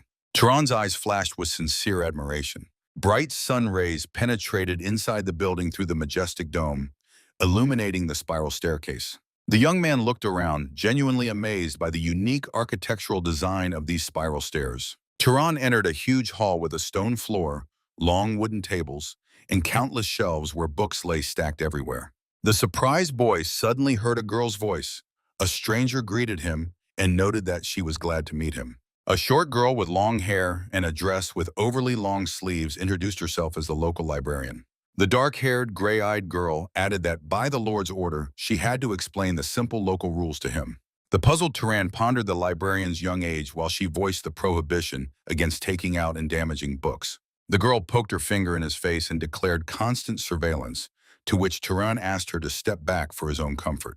Standing in the middle of the hall, Turan asked about her own reading, but the girl only assured him that she would easily find any book for him. The librarian inquired about his preferences, mentioning romance, history, and even erotic literature considering his age. The thoughtful Turan was genuinely surprised by such a specific question from the young girl. The gray-eyed librarian looked seriously at the boy when he expressed a desire to study the basic structure of this world. Tall stacks of various literature quickly grew on the table. The girl laid out old volumes, noting that they would help to understand the world, and Turan sincerely thanked her for the help. The boy focused and attentively examined one of the chosen books. Holding an ancient folio in his hands, Turan deeply pondered the very concept of a book for the first time. He flipped through the pages, carefully studying unknown illustrations and ancient text. Turan's face remained as serious as possible during his immersion in reading. The boy froze with excitement, having found something incredibly important for himself on the pages. Turan's life turned into a stable routine, and he himself spent hours sitting among the shelves. In his imagination, night seas, mountains, and the basics of geography with descriptions of continents appeared. Before the boy's eyes appeared images of strange forest creatures, about which he learned from texts.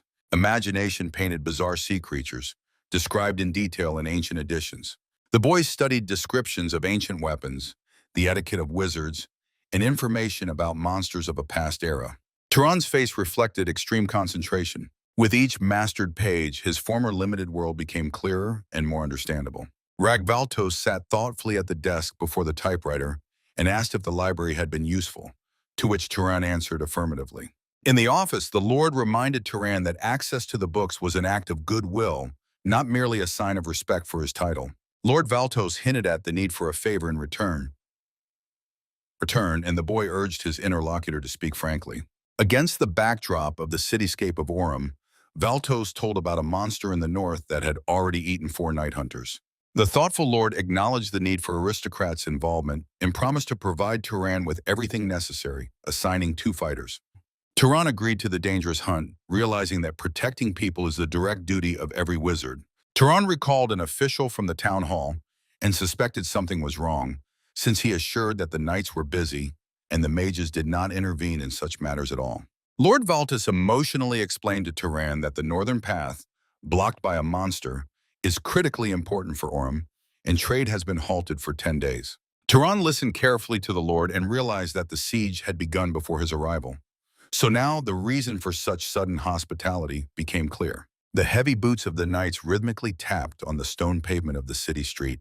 A squad of equipped warriors led by Turan, a pink-haired girl, and her guard passed through the massive city gate. Azella sweetly stretched upward with her hands in black gloves, complaining displeasedly about her father's character. Continuing her warm-up, the girl was outraged that her father involved even a guest in the hunt, as if all other warriors were completely unreliable to him. Lightly dressed Azella coquettishly remarked to Turan that she did not blame him, but considered her father's precautions to be greatly exaggerated. The young man nearby sternly admonished Azella about respecting their father, to which the cheeky girl sharply ordered him to back off. Offended by his sister's rudeness, the boy silently threatened her with his fist in response. Marvin Valtis politely introduced himself to Turan, expressing pleasure at the acquaintance and future cooperation, to which the swordsman responded in kind.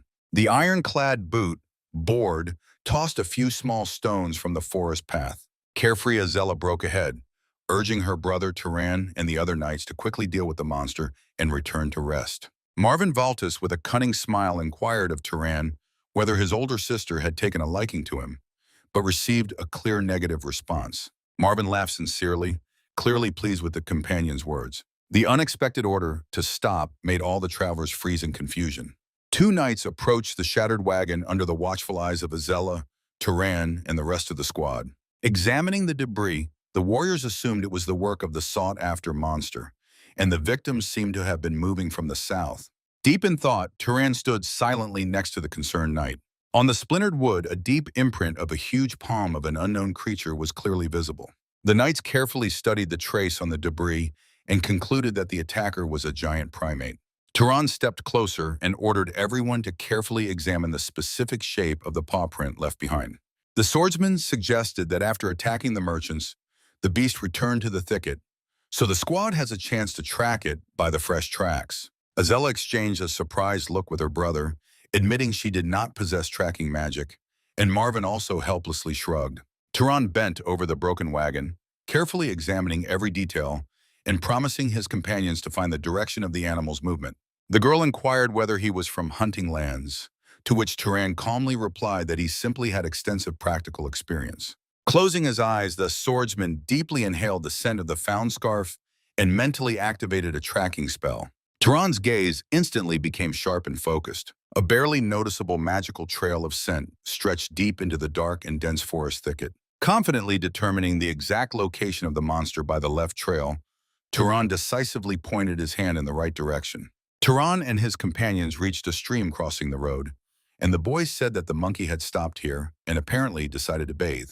Azella addressed Turan and asked if the monster had deliberately tried to do this to throw them off the trail. Turan replied to Azella that perhaps the monkey just wanted to wash. A moment appeared on Turan's face when he again sensed the monster's scent. Turan sharply turned and shouted to his companions that there was danger behind them. Before them appeared a burly monkey monster with a huge maw and blood-red eyes. The monkey monster suddenly attacked the knights of the squad. With its mighty hand, the monkey monster broke off whole chunks from the rock. One of the knights loudly commanded everyone to take cover. The monkey monster began throwing stones, hitting almost everyone present and wounding them. Wounded knights of the squad lay on the ground. Turan managed to jump up in time and dodge the stones thrown by the monkey monster. Turan's face showed shock when he saw all that the monkey had done. The shot showed the bloodied face of one of the wounded knights. The bloodied knights shielded Azella with their bodies, and the faces of the girl and her brother became strangely altered.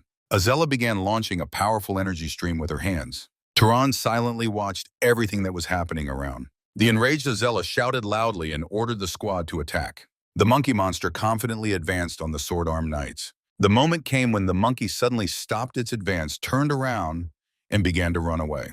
The monster monkey fled, and Azella gave the command to chase it and run after it. At that time, Turan's sling was already filled with heavy stones. Azella and her brother watched the fleeing monster monkey and were outraged by its extraordinary agility. The first stone, launched by Turan's sling, flew past Azella's face as she tried to catch up with the monkey. The girl kept running while other stones launched at the monster flew past her. Energy streams and stones aimed at the monster monkey flew from afar, from deep within the forest. Azella, her brother, and the rest of the warriors were trying their best to catch up with the monkey. The monster monkey shuddered from the energy hit launched by Turan. A close-up shot showed the mouth of the monkey affected by pain. The diamond launched by Turan hit the target precisely and wounded the monkey. Azella and her brother sharply turned to see where the weapon that affected the monster so much had come from. Before them stood Turan, completely enveloped in white-blue energy, with a sling in his hand. A serious and thoughtful face of Turan appeared on the screen. Azella and her brother watched in fascination as the monkey monster, struck by Turan's device, fell heavily to the ground. Stretching out her hand, Azella sternly ordered the fiend to die. The girl concentrated her powers, creating a powerful and bright orange-yellow stream of pure energy from her palm.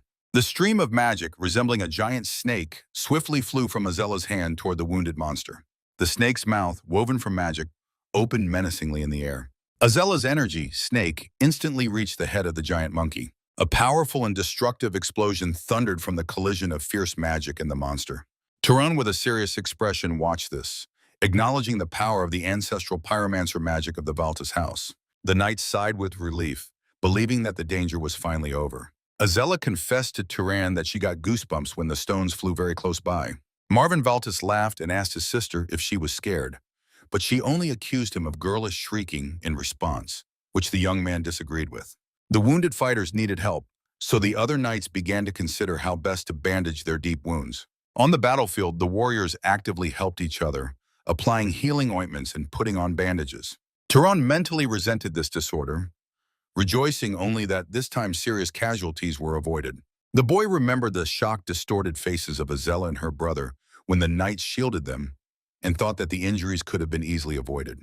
Turan's gaze became heavy and deeply thoughtful. Watching his brother and sister, Turan reflected that their mana-strengthened bodies were much stronger than ordinary people, yet they used the warriors as a shield without hesitation. Marvin Valtis noticed this watchful look and cautiously asked what had happened. Turan calmly replied that everything was fine. Azella urged Turan not to dawdle but to quickly join in absorbing the mana of the slain monster, to which he immediately agreed. Together with Marvin and Azella, Turan prepared to take the power, leaning over the dead body of the monkey monster. Holding out his hand over the prey, the boy began actively absorbing the remnants of magic into himself. With closed eyes, Turan recalled lines from a book about how the shared absorption of mana by several people does not at all reduce the degree of enhancement for each. Soon Azella announced that she had reached her limit, and Marvin confirmed that he could not hold any more either. The brother and sister exchanged surprised glances, noting that the mana capacity of the aristocrat Turan, who had not even reached his peak yet, was no less than theirs. Turan continued greedily absorbing the remnants of the monster's magical energy on his own. The exhausted group of hunters finally set off on the return journey and approached the gates of the city of Orem. Marvin sincerely thanked Turan, acknowledging that without his precise strike and tracking skills, they would not have defeated that creature. Turan modestly replied to his comrade that there was nothing special about it. The boy confessed to his closer comrades that he was even ashamed, since the monster also skillfully hid and managed to strike first. Turan thoughtfully pondered that the abilities of monsters directly depend on their appearance. The squad was approaching the city gate while the leader was reflecting on the unusual eyes of the monkey monster, which helped it see through the forest and throw stones. Marvin was surprised by his comrade's cleverness, to which he admitted that he had simply been studying an encyclopedia in the library recently. The friends just smiled, since Marvin considered that place a dump, and Azella recalled the language of the books being too difficult to understand. The boy calmly advised Azella to ask the caretaker for simpler literature next time. The girl was genuinely surprised by the mention of the employee, but Turan confidently insisted on his point. Hearing that his companion had never known about the existence of staff there, the young man was genuinely confused. The majestic tower of the book repository loomed against the backdrop of the evening sky, in which the sun was slowly setting. When Turan stepped over the threshold of the hall, the little caretaker immediately greeted him, calling him by name. The aristocrat became wary, as no commoner or knight would have allowed such a familiar form of address. Watching the little girl, he increasingly realized that her appearance did not at all match the profession.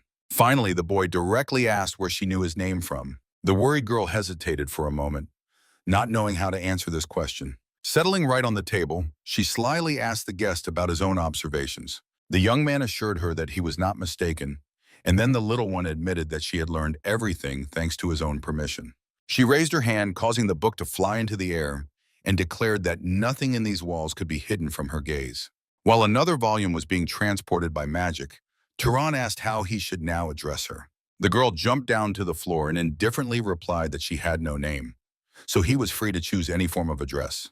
Launching a few more folios into the air, she coquettishly asked to be called dear, but the boy chose the dry librarian. She indignantly approached his face, recalling how he had been chasing her with errands for days, although the young man denied everything. Tehran asked her to step back and not violate the space, then directly asked if she was a sorceress of the past era.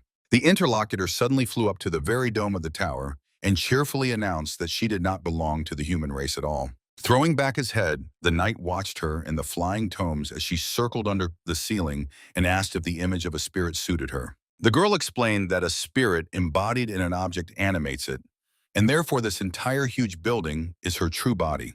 Descending lower, she added that she had taken this form only for convenience, adapting to the preferences of the visitor himself. The troubled young man ordered her to stop making things up, but she only compared her appearance to the true reflection in the water. The young aristocrat began to carefully examine the details of her strange silhouette.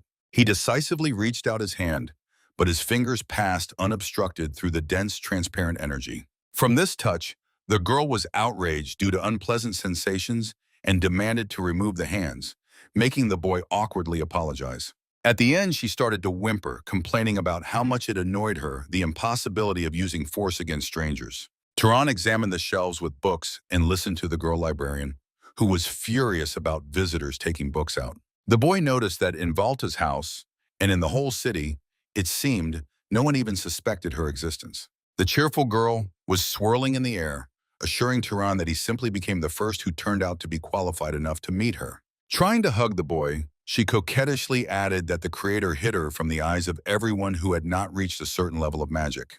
Tehran seriously asked what exactly she meant, and the librarian explained it with the term lineage affiliation. When the young man asked if she could determine his lineage, the girl advised to ask his parents, to which he called himself an orphan. Intrigued, the girl agreed to help, but in return asked Tehran for permission to examine his body. Such an idea did not please the boy at all, causing him genuine fright. Looking at the spirit, Tehran doubted whether this procedure was really so necessary. The next moment, he shuddered with horror when the transparent hand of the librarian suddenly plunged right into his chest. The girl cheerfully announced her success, and Tehran, feeling no pain, only asked her to stop these ambiguous expressions. Focusing, she discerned in his veins the blood of hunters and pursuers of the Zakar lineage, which the boy immediately confirmed. Suddenly, the girl widened her eyes in surprise, noticing signs of yet another mixing in his genealogy. At Turan's request to explain the details, she replied that he is the product of a union of two noble families, but the second line is not yet clear. The young man listened attentively to her conclusion that the hidden bloodline is normal and will manifest only when he becomes stronger. Tehran pondered, recalling his late mother, who indeed seemed too educated and mannered for an ordinary commoner. Imagining her image, he assumed that she belonged to a noble family, but was such a distant heir that she never became a knight. He bowed gratefully to the girl, but she instead demanded that the boy stay with her for another month. Revealing the true nature of his companion, Tehran no longer read alone. From now on, he constantly consulted with her about the content and wondered if there really are so many invisible substances in the world. The little librarian remembered by heart even those folios that had vanished without a trace or were stolen over the last 1,000 years. She showed him a drop of water on her finger, explaining that through such a lens, one can see hidden elements of nature. Inspired, Tehran realized that the ability to get simple answers to the complex laws of the universe was truly priceless. The boy learned about the existence of microorganisms through which diseases develop, and which people often swallow along with food. He quickly mastered the basic principles of light reaction, heating, as well as the processes of damage and regeneration of living tissues. Sitting at the table in front of an ordinary apple, Tehran decisively announced the start of his first experiment on the decomposition of matter. As soon as his finger touched the stem of the fruit, the apple's skin began to rapidly change its color. Under the influence of his magic, the apple instantly rotted right before his eyes. Evaluating the result, Tehran noted to the surprised girl that understanding the correct principles allows spending many times less mana, radically changing his perception of the surrounding world. The young man made a colossal step forward as a wizard. Tehran remarked to this girl librarian that some houses simply monopolize basic knowledge, since its availability would deprive aristocrats of privileges. The interlocutor agreed, noting that now she fully understood the reason for the constant decline of human education. Before their eyes appeared the majestic tower of an ancient library, which was entirely covered with green ivy. While the girl played, lifting books into the air, Turan announced his departure due to the host's hints, although she tried to detain him. The little librarian suddenly burst into tears and shouted loudly, demanding that the traveler definitely take her with him. The boy silently watched her tantrum on the floor and asked in surprise if she was even capable of leaving the walls of this building. The girl admitted that she could not leave, so instead she offered Turan to stay under her care, but he firmly refused. Offended by the refusal, the little one turned around and flew to the other side of the tower, muttering that the young man could have shown at least a drop of kindness. Throwing books off the shelves in search of the needed one, she advised him to find the heritage of the gods and a spirit stronger than hers. The young man slowly headed towards the exit of the room, promising his acquaintance to drop by from time to time. The girl only snorted indifferently after him, replying that she did not care and he could do as he saw fit. Turan urged her not to worry and assured that he would definitely return, as there were still plenty of unread scrolls left here. Dressed for the journey, Turan, with a backpack on his shoulders, walked through the city and recalled the map where Zakar's house was located in the distant desert of Inril. Weighing all factors, the traveler finally decided to immediately set off west of Orem to the dangerous desert lands. Determination appeared on the young man's face as he made a firm decision to search for any clues about his missing parents. Turan walked slowly along the forest road, thinking that he had no reason to hurry. While preparing food near the water, Turan assumed that possible evidence had disappeared precisely in the last 18 years. Continuing his path, the man thought that provided the evidence was preserved, his slight delay would change nothing. Suddenly, Turan became alert, sensing danger. Nearby, the neighing of a red mare was heard, which Turan immediately noticed. Hiding in the bushes, Turan carefully observed the animal. The red mare was desperately galloping in the forest clearing. Behind her, under a tree, sat a blond young man. The mare reared up, blocking the path of two strange figures. Turan noticed a saddle and realized that the animal was protecting the boy, not attacked by monsters. Watching the strange figures, who called the mare a devil's demon because of her strength, Turan counted about 14 hostile creatures around. Turan's gaze became serious when he recognized the figures as dark elves. The female elf irritably demanded her companion to come up with something, to which he only complained about the difficulty of the situation. From the elf's purple hand, white-violet energy began to stream. Two piles of mud appeared on the ground. The red mare recoiled in fear when a demon bull and a demon fox grew out of the mud. Turan looked at the young man and weighed whether it was worth helping, as there was still a risk that the boy had attacked the dark elves first. The warrior's gaze focused intensely on the enemies. The man noticed one of the elves greedily eating a human hand. The female elf demanded a piece of flesh for herself, but the companion rudely refused, reminding her to eat her own supplies, which she had taken herself. Turan's face hardened with the realization that cannibal elves stood before him. To remain unnoticed, the warrior instantly used a camouflage technique. The elves continued their meal, and the female cannibal noted that all the people she had killed were quite hairy. The diamond shot released by Turan hit the target exactly and instantly killed the male elf. The female elf was splattered from head to toe with the purple blood of her shot partner. Standing by the dead body leaking purple goo, the elf woman panicked and began calling monsters for help. At the call appeared a fierce green monster bull with red eyes. Turan, without hesitation, launched another diamond energy projectile. The powerful diamond projectile thunderously hit the monster ram. The wounded woman elf and the monster ram rushed to flee. The elf woman looked around confusedly in search of the invisible enemy and fiercely demanded that this scoundrel show himself. The elf woman created a red-eyed fox from mud and ominously remarked that she would soon find out how much longer Turan could hide. Next to the monster fox stood the elf woman, around whom bright yellow-orange rays flared. In a state of complete camouflage froze the semi-transparent face of Turan. Lying in ambush, Turan watched the elf woman who was carrying the ram on her shoulders and surveying the forest together with the fox. Turan instantly took a defensive position, for the enemy sorceress had revealed him despite the camouflage. The woman elf fiercely ordered her subordinate monsters to immediately kill the boy. In the darkness, the muzzle of the green bull with burning eyes flashed ominously. Turan quickly rubbed his palms together, preparing for the attack. The young man swiftly formed several burning fireballs and hurled them at the attackers. The warrior continued desperately fending off the enemies, continuously throwing magical fire at them.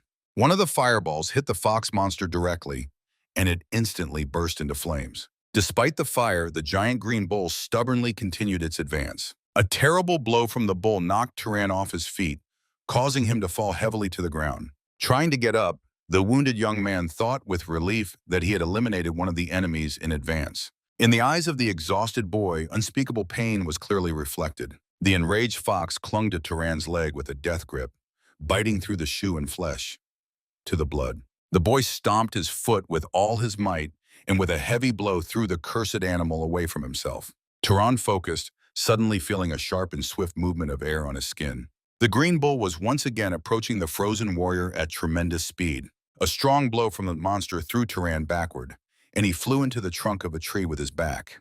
From the powerful collision, red blood streamed from the boy's mouth. While the wounded youth writhed under the tree, Beast and the elf herself slowly approached him. The hostile sorceress maliciously promised to avenge her kin and make Turan beg for death. Suddenly, out of nowhere, a red mare appeared and struck the elf with all her might with a hoof. The animal began trampling the fallen woman, causing her to scream wildly and call for help from her monsters. The green bull and the wounded fox instantly turned toward the sudden noise. The mare bravely took on the bull and ram in battle, while the fox latched onto her mane with a death grip. Meanwhile, the maimed elf helplessly writhed in pain on the bloodied ground. Struggling to get up, she fiercely cursed Turan for the humiliation and threatened to kill him again. In response to the threats, Turan released a powerful white-violet beam toward her. The white-violet beam hit the elf woman directly in the head. Purple blood began to flow from the wound of the injured elf. The warrior, surrounded by magical energy, tightly gripped the sling in his hand. The beheaded body of the elf dripped thick purple liquid. Monsters in front of the red mare instantly turned into black mud.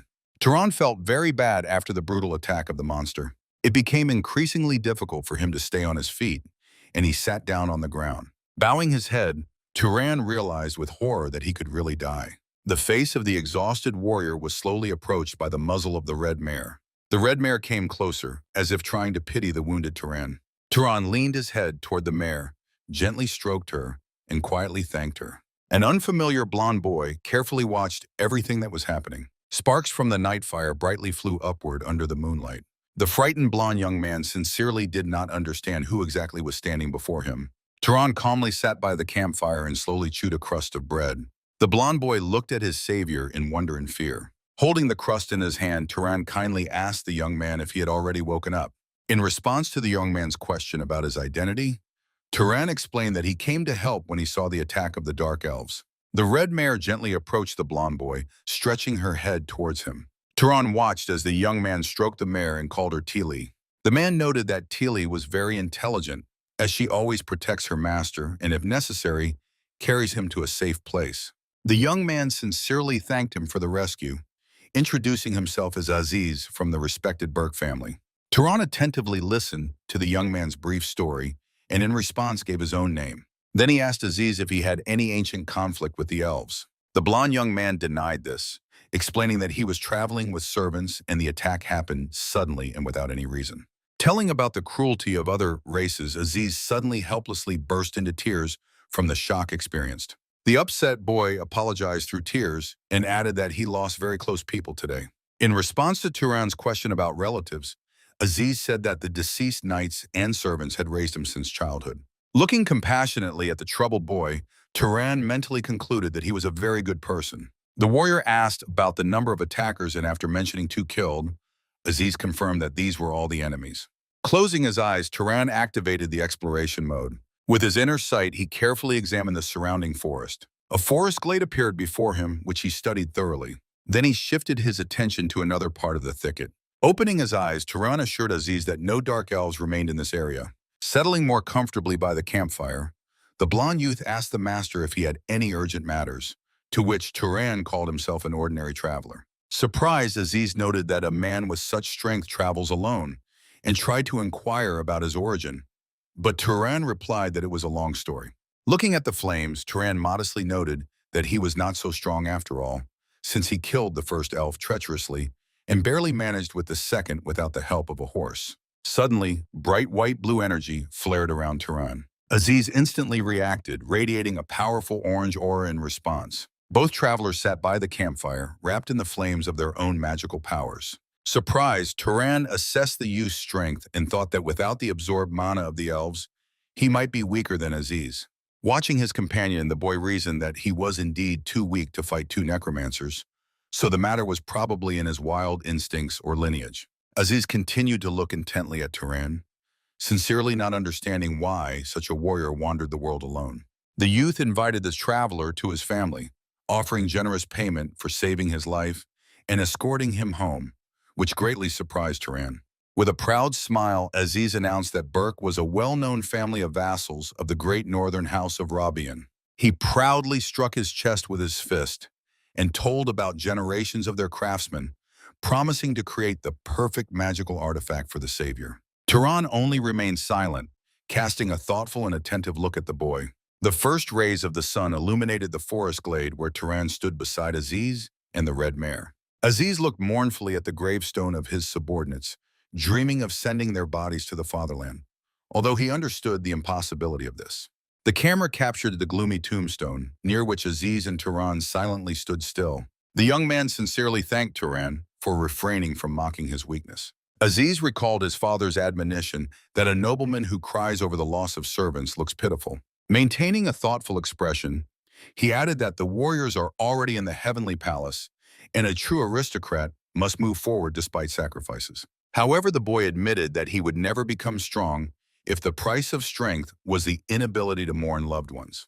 Turan objected, noting that this is a manifestation of kindness, not weakness. Aziz suggested switching to informal address, considering the small age difference, and Turan calmly agreed. The satisfied young man extended his hand, calling Turan his friend, on whom he would now rely. Turan thoughtfully looked at his palm, pondering the meaning of the word friend.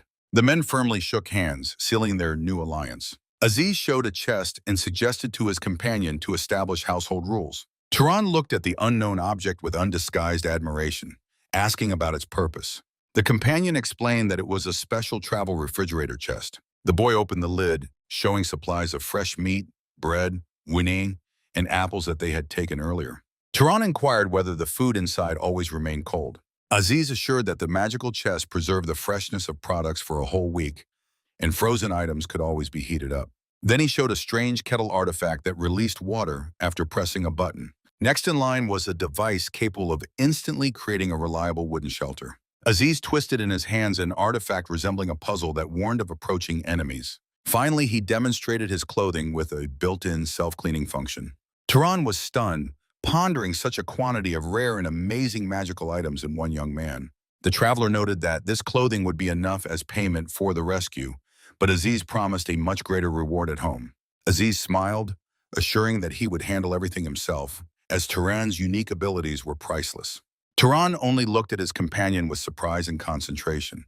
Aziz bent his fingers, listing the many magical schools his savior had used, from levitation and instant death to lightning strikes. At the end of the list, he asked whether Turan had trained all his life, or if this was a unique ability of his lineage. Turan seriously replied that everything happened by itself and reminded him of the agreement not to pry into the secrets of his family. Frightened, Aziz held out his palms forward, turning everything into a joke and acknowledging the absurdity of such power existing. Aziz inquired about Turan's age, whose face showed he was not even 30, and jokingly asked if he was going to say the number 18. Aziz was wildly surprised when he heard in response that Turan would only turn 19 in a month. Turan became serious and upset when he learned that Aziz would turn 43 this year, and the 20-year difference seemed insignificant to both of them. Aziz reproached himself for not realizing this earlier when Turan told about the victory over two necromancers, but the young man asked in surprise why he was talking about two geniuses. Thoughtful, Aziz pondered aloud about the difference in their levels and recalled his cousin, who was the second known genius to him of approximately the same age. Turan asked about the possibility of ordering an artifact from her, but Aziz objected, explaining that his sister belonged to the main branch of the family, not his own. In his imagination appeared the image of Princess Arabiona, who in the future had every chance to lead this great and powerful lineage. Friends together with the red mare calmly walked along one road. Traveling further, Aziz explained to his companion that the leaders of great clans, unlike ordinary mages, cannot simply transfer power to their biological children. Aziz continued, noting that among dozens of relatives of one generation, there is always someone who surpasses the child of the current patriarch in strength. Against the backdrop of the imaginary image of Princess Arabian, Aziz told that Mesa was born with incredible talent and mastered clan and combat magic in 10 years. Tehran listened attentively to his companion, who emphasized that thanks to support, the 21-year-old sister has already equaled the strength of the main family members. Thoughtful Turan remarked that at such a level of power, the family definitely provides the princess with special and comprehensive assistance. Aziz agreed with this conclusion and added that Maisa even inherited the magic of their late cousin grandfather, although their branch also received its share. Hearing this, Turan thoughtfully summarized that great genealogies occupy their high position quite deservedly. After a minute, Aziz pointed forward and joyfully announced that they had almost reached their destination. Turan's face reflected sincere admiration for what lay ahead. Before the eyes of the young people finally opened, the endless plains of Deccan, considered the central territory of Arabian. To the traveler's eyes appeared Zabalan, a well-kept and luxurious territory of the Burke family with a majestic, bright palace and a neat courtyard. A delicate and elegantly dressed woman, accompanied by a maid, met Aziz near the palace, anxiously asking her son about the reasons for his return. The boy immediately rushed to his mother, hugged her tightly, and could not hold back tears. Turan watched this scene with surprise, suddenly remembering that this adult man would soon turn 43 years old. A stately, fair-haired man with a mustache and neat beard sternly reminded Aziz of dignity and made him apologize and address his mother as Madam. Aziz introduced Turan to his parents as his savior from the southern lands, without whose help he would never have returned home, narrowly escaping death. The mother was surprised, as the journey was supposed to be peaceful, but the son told them about a sudden attack by dark elf necromancers. The woman's face twisted with anger, and she fiercely promised to personally lead the army to tear to pieces the miserable creatures who dared to threaten her son. Aziz's father tried to calm his wife, discreetly reminding her of the presence of strangers. Then the man turned to Turan and politely inquired to which noble family their esteemed benefactor belonged. Aziz's father looked at the guest with surprise when he admitted that it was extremely difficult for him to answer that question. Turan frankly explained that he was born to an ordinary commoner woman, so he himself does not know exactly who his biological father was. Unexpectedly disappointed, Aziz was outraged by Turan's words. He noted that Turan had never told him that, and such things are no reason for pride at all. The matriarch of the Burke family clarified the name of the savior. She emphasized that Turan preserved their main treasure, so the family will fully repay him. Surprised, Aziz looked at his mother, who offered the guest the best hotel in the city instead of the palace. The boy could not believe his ears and was outraged by such a refusal. The woman explained that because of the important guest, they could not accept a stranger despite all his merits. She added that she counted on Turan's understanding. Suddenly, a girl interrupted the conversation. Addressing Aziz's mother as aunt, she assured that there was no need to worry because of her. The attendees silently listened to the stranger. She noted that Aziz's savior was unlikely to threaten her safety. At the door of the room appeared a niece who decisively interrupted her aunt's conversation. Before them stood a tall, pale, and slender girl with penetrating blue eyes and long chestnut hair. Stunned, Aziz immediately addressed her by the name Mesa and asked confusedly what she was doing here. Turan carefully observed the events. Looking at the girl, he recognized Princess Arabiona, although outwardly she resembled more a living corpse. Mesa quietly added that after the recent parasite attack from the Zakar family, she had to lay low. Turan listened to this girl's disturbing story with a thoughtful expression on his face. Aziz asked Mesa in amazement how she could have been attacked right in the main house with such powerful security. The girl bitterly stated that there was a traitor in the family, as too many people in this palace disliked her. Having listened to Mesa's gloomy words, everyone present watched her as she wearily wished them good night and left. Aziz's mother immediately changed her decision and ordered the servants to prepare the second-best room in the palace for Lord Turan at once. The tops of the luxurious palace were drowned in the thick darkness of the night sky. Turan lay on the bed in the chambers with the royal decorations, maintaining full alertness. Suddenly, the boy's attention was caught by a strange wall lantern. Turan got up from the bed, quickly dressed, and approached closer to carefully examine the mysterious lamp. At that moment, the young man shuddered, hearing Aziz loudly calling him. Walking along the red carpet of the corridor, Aziz waved his hand and asked in surprise why Turan had woken up so early again and was wandering here alone. The guest explained that he was interested in this lamp. The host only smiled, calling it an ordinary magical contraption made by children for training. Aziz generously offered to give such a lamp as a gift, since they had plenty of them. However, Turan politely declined, considering it unnecessary. Suddenly, a bright lightning flashed outside the window, causing Turan to shudder from the surprise. Powerful thunder flashes prevented the boy from falling asleep, cutting through the night darkness. Aziz calmed him down, explaining that it was just diligent Mesa training her magic again in the middle of the night. Watching the light, Turan asked if this was the famous ancestral magic of Arabian. The boy confirmed that it was the power of the storm lineage. Looking at the majestic lightning reaching the sky, Aziz admitted with a mixture of regret that at such moments Mesa looked like a true deity. The boy confessed that he had never treated his blood with contempt, but the sight of its power still evoked strong emotions in him. Turan thoughtfully pondered how strong the follower of the next generation of Arabian had turned out to be. Aziz asked if the companion wanted to go see, to which Turan noted that he was interested, but it was a bad idea since he still remained a suspicious stranger. Aziz objected, assuring that Turan was not a killer and he would personally vouch for him, and also admitted that he himself was curious who between him and Mesa was stronger. Turan ironically remarked that this very desire was Aziz's true motivation. Aziz admitted that a few years ago he trained with Mesa, and that experience still unsettled him, so he longed to see her disappointed at least once. Mesa calmly stood before the palace stairs and columns, illuminated by the rays of the morning sun. The girl suddenly heard Aziz calling her. The men approached closer, and Turan calmly stated his name. Mesa remembered Turan and inquired what exactly brought them to her. Aziz replied that they had simply seen her training and wanted to join, reminding that they had done something similar before.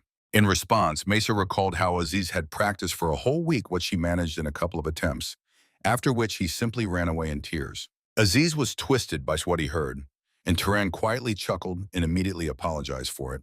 Aziz burst into tears like a child, reproaching Turan for the mockery, but added that he was still the most talented mage with the most absurd monster talent. Quickly cheered up, Aziz decisively suggested to Mesa to arrange a sparring match. Hearing such a proposal, Mesa deeply pondered for a moment. The girl cast a sharp and attentive glance at Turan. Dangerous sparks of lightning flashed and played in Mesa's eyes. Turan slowly raised his head and looked upward. Endless lightning bolts obediently struck from the sky to the ground at just one glance from Mesa. The majestic figure of the girl was completely enveloped in wild lightning. Mesa, with a stern expression, confidently controlled the powerful storm energies. The wild electric force began to press extremely unpleasantly on Turan. A clear expression of embarrassment appeared on Turan's face. Above them stretched a clear blue sky without a single hint of a real storm. In the palace courtyard, Aziz watched the duel. The absolutely calm Mesa stood opposite the completely exhausted Turan. Turan's face was covered in sweat and looked extremely fatigued. The focused man exhaled heavily and barely noticeably, trying to regain strength. Mesa compassionately noted that Turan, in her opinion, had not yet reached the necessary level for an equal sparring with her. On Turan's tired face, sharp dissatisfaction with the result was clearly visible. Aziz remarked to Mesa that Turan indeed lagged behind her in magical power, but impressed with the ease with which he mastered new spells. He assured his sister that the boy was a unique genius, the likes of whom he had never seen before, and it was unlikely that Mesa herself had reached the same level. Mesa listened to her brother and suggested personally checking what Turan was capable of, since he praised him so much. Turan proposed to demonstrate an unfamiliar magic, where the winner would be the one who could repeat it faster. Aziz called it a wonderful idea and asked Mesa's opinion on such a proposal. The girl agreed, noting that the opponent did not possess hereditary magic, so she would also not use her innate powers for the sake of a fair duel. Putting her foot out from under the dress, Mesa announced that she would start first. The young men watched each of her movements with interest. At the spot where the girl stomped her toe, a small green sprout suddenly broke through the solid stone. In a second, the plant rapidly grew in size and filled the space, greatly frightening Aziz. The shoot continued to grow, mercilessly crushing the stone slabs. The plant tightly wrapped Aziz's body with new branches, causing him to scream in fear and beg Mesa to stop. The strong sprout finally captured the boy and lifted him high into the air upside down. Mesa stubbornly continued to cast spells, and with a smile asked Turan if he could handle manipulating plants. Aziz, who was dangling head down, begged to be released because of severe nausea.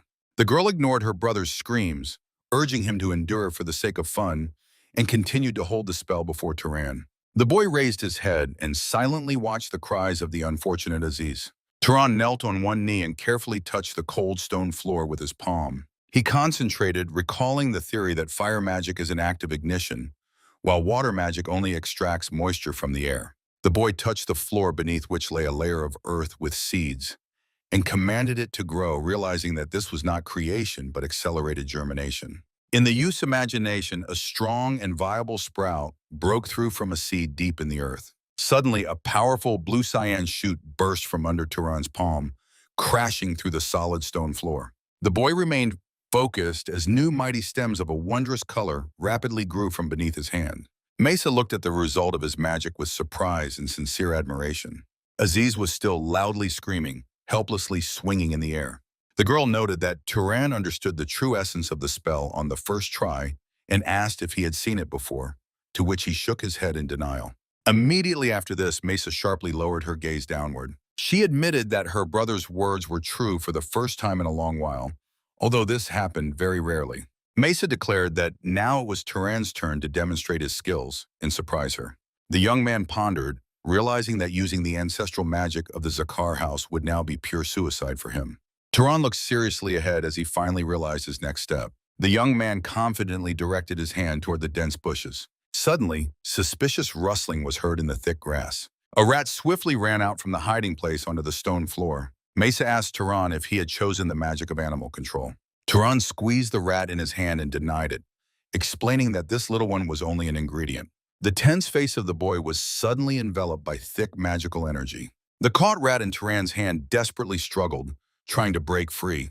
Under the influence of mysterious energy, the rodent's body in the boy's hand instantly decomposed. Mesa carefully and intently observed every movement of her partner. Turan calmly extended to the girl the lifeless remains of the decomposed animal. Mesa called it a wonderful result and announced that now it was her turn. The girl made a smooth gesture with her hand, beckoning someone to come closer. At her call, another light rat immediately ran from the darkness to her feet. Mesa firmly grabbed the squealing rodent with her hand. The girl tried to repeat Turan's actions, but the rat in her hands continued to squeak loudly. She forcefully released magic from her palms, yet the animal still did not quiet down. Tired, Mesa wondered how Turan managed this trick, as it was clearly unusual magic. Aziz, disentangling himself from a tall plant, called their actions disgusting, and Turan replied that it was the first thing he resorted to. Turan watched Mesa and pondered whether even great families like Arabian were truly untrained in this. Aziz suggested to the girl to give the victory to Turan if she herself could not succeed. Mesa ordered the boy to be silent and assured that she would definitely handle this task. Passing power through the rat, she noted that the causality factor is a very complex element in magic. The worried girl recalled the rules about the naturalness of the phenomenon, a clear understanding of the cause, and a sufficient amount of mana. While the partners watched, Mesa, enveloped in a pillar of mana, thought about the importance of perceiving the cause of the phenomenon for the success of the spell. Continuing to cast, she remembered that large volumes of mana are needed precisely to fill the gap in understanding. Tense, Mesa mentally ordered the rat to disintegrate but remain alive. The rodent's body in the girl's hand finally began to rapidly break down. In the girl's hand was still the rat, subdued by her will. Aziz was genuinely surprised to see that her planned scheme had nevertheless worked. Mesa held the rat by the tail and joyfully exclaimed that she had succeeded. Mesa's gaze suddenly became cloudy and unfocused. The girl finally lost consciousness and collapsed helplessly onto the floor. Aziz and Turan rushed to her, and the young man begged Mesa to open her eyes. Turan wondered if excessive mana expenditure could have caused such a sudden fainting. Looking at the girl, he assumed that she secretly suffered from a serious illness. Turan's gaze became as focused and serious as possible. He noticed Mesa's hands were too thin and dark, instantly realizing the true cause. Turan picked up the girl in his arms and asked Aziz about healers nearby. Frightened, Aziz shouted in denial, and Turan ordered to immediately bring water, salt to the room, and call the adults. Mesa's face was pale, and she seemed to Turan as light as a weightless lamb. The majestic palace building towered under the clear blue sky. After some time, Mesa finally slowly opened her eyes. Aziz's worried mother leaned over her, asking about her condition. The girl sat on the bed in the rich room and learned from her aunt about Aziz's story regarding the training. Mesa only silently and thoughtfully looked ahead. The aunt persistently asked whether the respectable guest had deliberately tried to harm her. The embarrassed girl denied Turan's guilt and asked for peace due to a severe headache. Aziz's mother pointed to the bowl of soup, begging her niece not to neglect her health for the sake of magic. The woman's face was abundantly covered with tears from anxiety. Left alone, Mesa quietly thanked her aunt, who was already leaving the room. The girl's gaze again became deep and thoughtful. She silently looked at the hot bowl of soup. Finally, Mesa pushed the bowl closer to herself. The girl timidly began to eat the broth soup. She was just bringing the next spoon to her mouth. Suddenly, Macy's gaze filled with wild, unspeakable horror. Before her eyes appeared the ghosts of a dead woman and child, begging for rescue from pain. The frightened girl dropped the plate, and it shattered with a crash on the floor. Macy's trembling hand, gripped by deadly fear, clutched the bed with a deathly grip. Scared, Macy squeezed her own head with all her might. A winged deity towered in the temple. In the basement of the Burke family, before the statue of the lame goddess, stood Turan and a burly armed stranger. Drawing a sword from its sheath, the stranger compared the strength of the local walls to muscles that had grown over millennia. The burly bearded man called on Turan to stop trying to break the walls and leave, introducing himself as Haram Burke. Turan assured that he understood everything, although in fact he had no intention of destroying anything. Haram Burke again emphasized the strength of the walls, and Turan cautiously confirmed his words. Haram Burke brought his face close to Turan's, repeating once more about the incredible strength of the walls. Worried, Turan tried to understand the strange behavior of the man, suspecting him of usual tricks. Turan's gaze became frightened and intensely focused. The boy did not take his eyes off the sharp tip of the huge sword. Haram Burke firmly grabbed the weapon and began performing training movements in the middle of the temple. In response to Turan's question about his actions, Burke briefly replied that he was just training. The warrior skillfully practiced the next element with the sword. Burke made a swift lunge forward. Haram Burke masterfully spun the heavy sword in a circle. Enthralled, Turan noticed the absence of unnecessary movements and the instant readiness for the next strike, marveling at the power of these trainings. Burke noticed the boy's attentive gaze from the corner of his eye. Turan hurried to apologize for disturbing, but the warrior denied it. Suddenly, Burke sharply leaned toward the boy and asked what exactly he had noticed in his technique. Turan sincerely replied that the warrior's movements seemed simply incredible to him. Stunned, Burke instantly stopped the training, as he did not expect to hear such praise at all. Continuing the movement, Burke condemned the nobles who, due to physical weakness, neglect martial arts and hide behind cheap magical tricks. Turan objected that for clans without a focus on physical combat, like Hercules, the emphasis on magic remains the most effective. Recalling the fight with monsters, the boy added that during real trials, situations arise that cannot be avoided by magic alone. Burke's hand confidently extended the sword towards the youth. The warrior, without hesitation, offered Turan to take the weapon. Surprised, Turan asked if it was worth giving the sword to someone who was locked up here on suspicion. Burke noted that this piece of iron is dangerous only in skillful hands, and with Turan's weak body, it cannot cause harm. The boy held the weapon confusedly, wondering what to do with it at all. Burke became alert when Turan suddenly asked about the consequences of his next actions. As soon as Turan gripped the hilt tighter, a bright blue cyan glow began to burst from the sword. The enraged Burke watched Turan's efforts and shouted that he was doing everything wrong. While Turan held the weapon, Burke stood nearby and ordered not to infuse mana into the sword. With which the boy agreed with Vestchan. Burke circled around Turan, who was barely holding the sword. The mentor advised shifting the weight to the front foot, lowering the elbow that was raised too high, and lectured that with such weak arms, he would only pierce his own thigh. Exhausted, Turan promised to obey when Burke ordered him to raise his hand and not invent his own limits. The boy tried with all his might to handle the sword, and Burke praised him and ordered him to do 10 more repetitions, not stopping breathing to saturate the muscles with oxygen. Burke advised Turan to definitely find time to properly dry his body. The mentor continued the lesson, explaining to the pupil that mana is only a focus, and wizards mistakenly believe that their physical abilities will grow by themselves. Turan listened carefully to Burke's words that a trained body can break through a fight even without magic, and promised to take this difference into account. Turan's gaze suddenly became wary. The young man with the sword in his hands noticed how Aziz's mother entered the room through the open door. The woman bowed low to Turan, sincerely apologizing for her unforgivable act towards their benefactor. Turan handed the weapon to Berg and replied to Aziz's mother that for him the main thing was the safety of the young lady, and that he himself should apologize for improper behavior as a guest.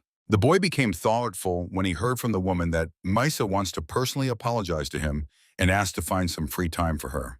Pensive Maisa admitted that she knows about his arrest in the temple because of her and apologized for the inconvenience caused. Turan calmed Maisa, assuring her that everything was fine and sincerely rejoiced at her recovery. Maisa recalled yesterday's animal decomposition magic and wondered if it was hidden ancestral magic with insane mana consumption, suspecting the young man of lying. Turan denied any deception and promised that she would easily repeat it if she understood the principle, but the girl was outraged that without revealing the method she would never verify his words. The young man calmly noted that he was actually little concerned about victory or defeat. Mason indignantly asked how she should understand such words, and how she would look in the eyes of others if everything ended exactly like that. The girl proposed an exchange. He reveals the secret of yesterday's magic, and she in return teaches him the secret art of the Arabian house, to which Turan agreed. Turan and Maisa continued their conversation in a luxurious hall. Recalling the rat, Maisa asked if the rot magic is really a bioenhancement based on the action of invisible microorganisms, and the boy confirmed it.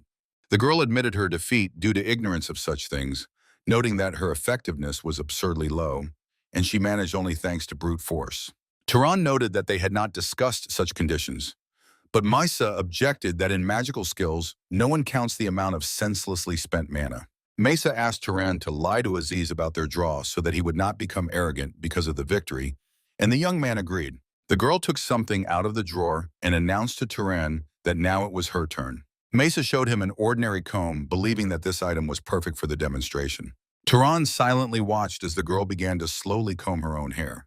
Maisa showed how the strands are attracted to the surface through electrification and explained that objects rubbed in this way always come closer together. Turan calmly explained to the girl that this phenomenon is called ordinary static electricity. Maisa looked genuinely disappointed when she realized that this was not news to the boy at all. She called it one of the most secret arts and promised to come up with a worthy revenge as soon as she learned about gaps in his knowledge, to which Turan gladly agreed. Before a bright idea visited her mind, Maisa suggested starting joint evening training sessions, emphasizing that this was only an attempt to repay the debt. Satisfied, Turan gladly accepted the offer and scheduled evening meetings in the garden starting the next day. On the table stood many luxurious dishes of meat, vegetables, and fresh bread, as well as various soups and drinks. At the meal gathered Aziz's parents, two young men, and Turan, with the head of the family modestly urging the guests not to deny themselves anything. Surprised by such generosity, Aziz remarked that he had never seen anything like it even on his own birthday, which caused his father to immediately order him to be silent. Anxious, Turan carefully examined the table and mentally refused to believe that this was an ordinary family dinner. Aziz's mother continued the conversation and recalled her son's promise to repay Turan with a powerful artifact for saving his life. The guest confirmed her words, after which the woman decided to find out about his specific wishes regarding the future item. Turan asked for something with a protective function against sudden attacks, noting that attacking with magic is much easier than protecting one's own life. The hostess assured that she had already made something similar, but there were no ready items now, and Turan was forbidden to deal with this because of the honor of the Burkhouse. The fair-haired young man raised his hand and volunteered to take on this work, as he had just completed an order from the main house. In response to the mother's question about the future appearance of the artifact, the young man said that for protection against unexpected attacks, an item for constant wearing would be best. The mage explained that he would infuse mana into the jewelry to release the protective power of the lineage of guardians, which would take about a month. The woman called boasting by children indecent, but acknowledged Mello as an experienced craftsman whose work over a month would become a significant gift. Turan hesitantly doubted the appropriateness of such generosity, but Aziz's mother firmly stated that her son's life was worth no less. She added that during the manufacturing time, the young man would have to remain their guest, and hospitably offered him to feel at home. During a walk through the city, Aziz told Turan about yesterday's conversation with his mother, who finally stopped looking down on him. In response, the boy remarked that it very much resembled the attempt of House Burke to take him under its wing. Aziz laughed and confirmed this, describing the family tactic of luring into a trap through generosity, and recalled other mages who had joined the house in the same way. He advised his friend not to worry, since the artifact was only an attempt to buy favor, and no one would force him to marry by force. When Aziz inquired about plans for the rest of the day, Turan mentioned his promise to conduct an evening training sessions with Lady Mesa. The delighted friend hugged him tightly and dragged him into patrolling the city, promising to find many ways to entertain in Zabalin. To Aziz's remark about not wanting to spend the whole day doing magic in a corner, Turan briefly replied that this was exactly what he planned to do. The boy persistently pulled his companion along, assuring him that life was too short for such boring work. Before their eyes appeared a gaming roulette wheel spinning rapidly. It was clear from everything that Turan had no desire at all to visit the gambling house where his friend had brought him. In the end, the young men simply strolled slowly through the noisy trading square of the city. The boys continued their walk on foot among the noisy market stalls. Turan suddenly noticed something familiar on the bulletin board. On the wooden shield hung a drawing with a clearly depicted face of Keorn. The boy thoughtfully gazed at the paper. The portrait of an unknown man bore a striking resemblance to Keorn. Seeing the face, Turan remembered his comrade and wondered if it could really be him. The drawing showed two crossed swords. The actors on stage told about the events of 2195, when the warriors of Arabian set out into the demonic desert, and among them was the knight Keorn. In the next act, the audience was shown how after a hard battle, Keorn, with God's help, defeated the enemy. After the performance ended, the satisfied Aziz and Turan loudly applauded. Aziz asked his friend's impressions, to which the thoughtful Turan called the production not bad. The young man recalled Keorn's former words that he was just an ordinary knight.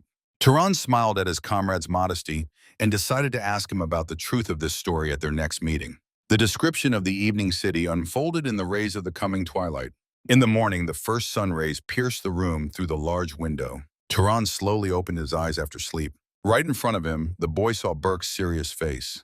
Burke sat down by the bed and asked about the young man's well-being, greatly surprising him with his sudden appearance. To the sleepy Turan, the man explained that he had noticed his high potential just yesterday.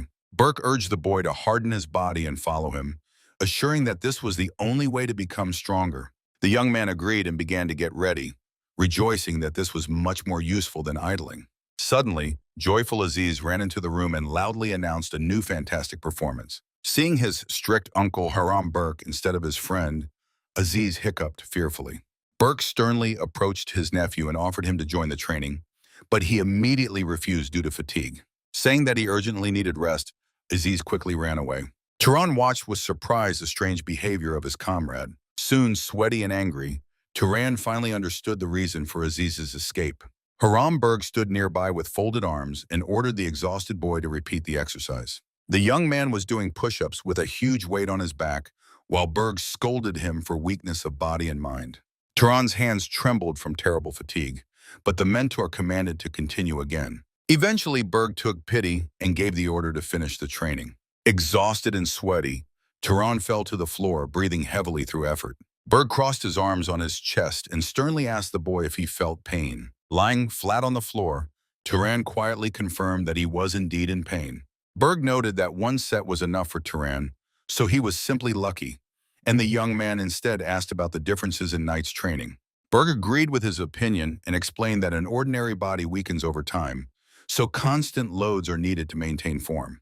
The teacher added that mages are supported by mana, and after hardening, such a body will no longer lose its strength.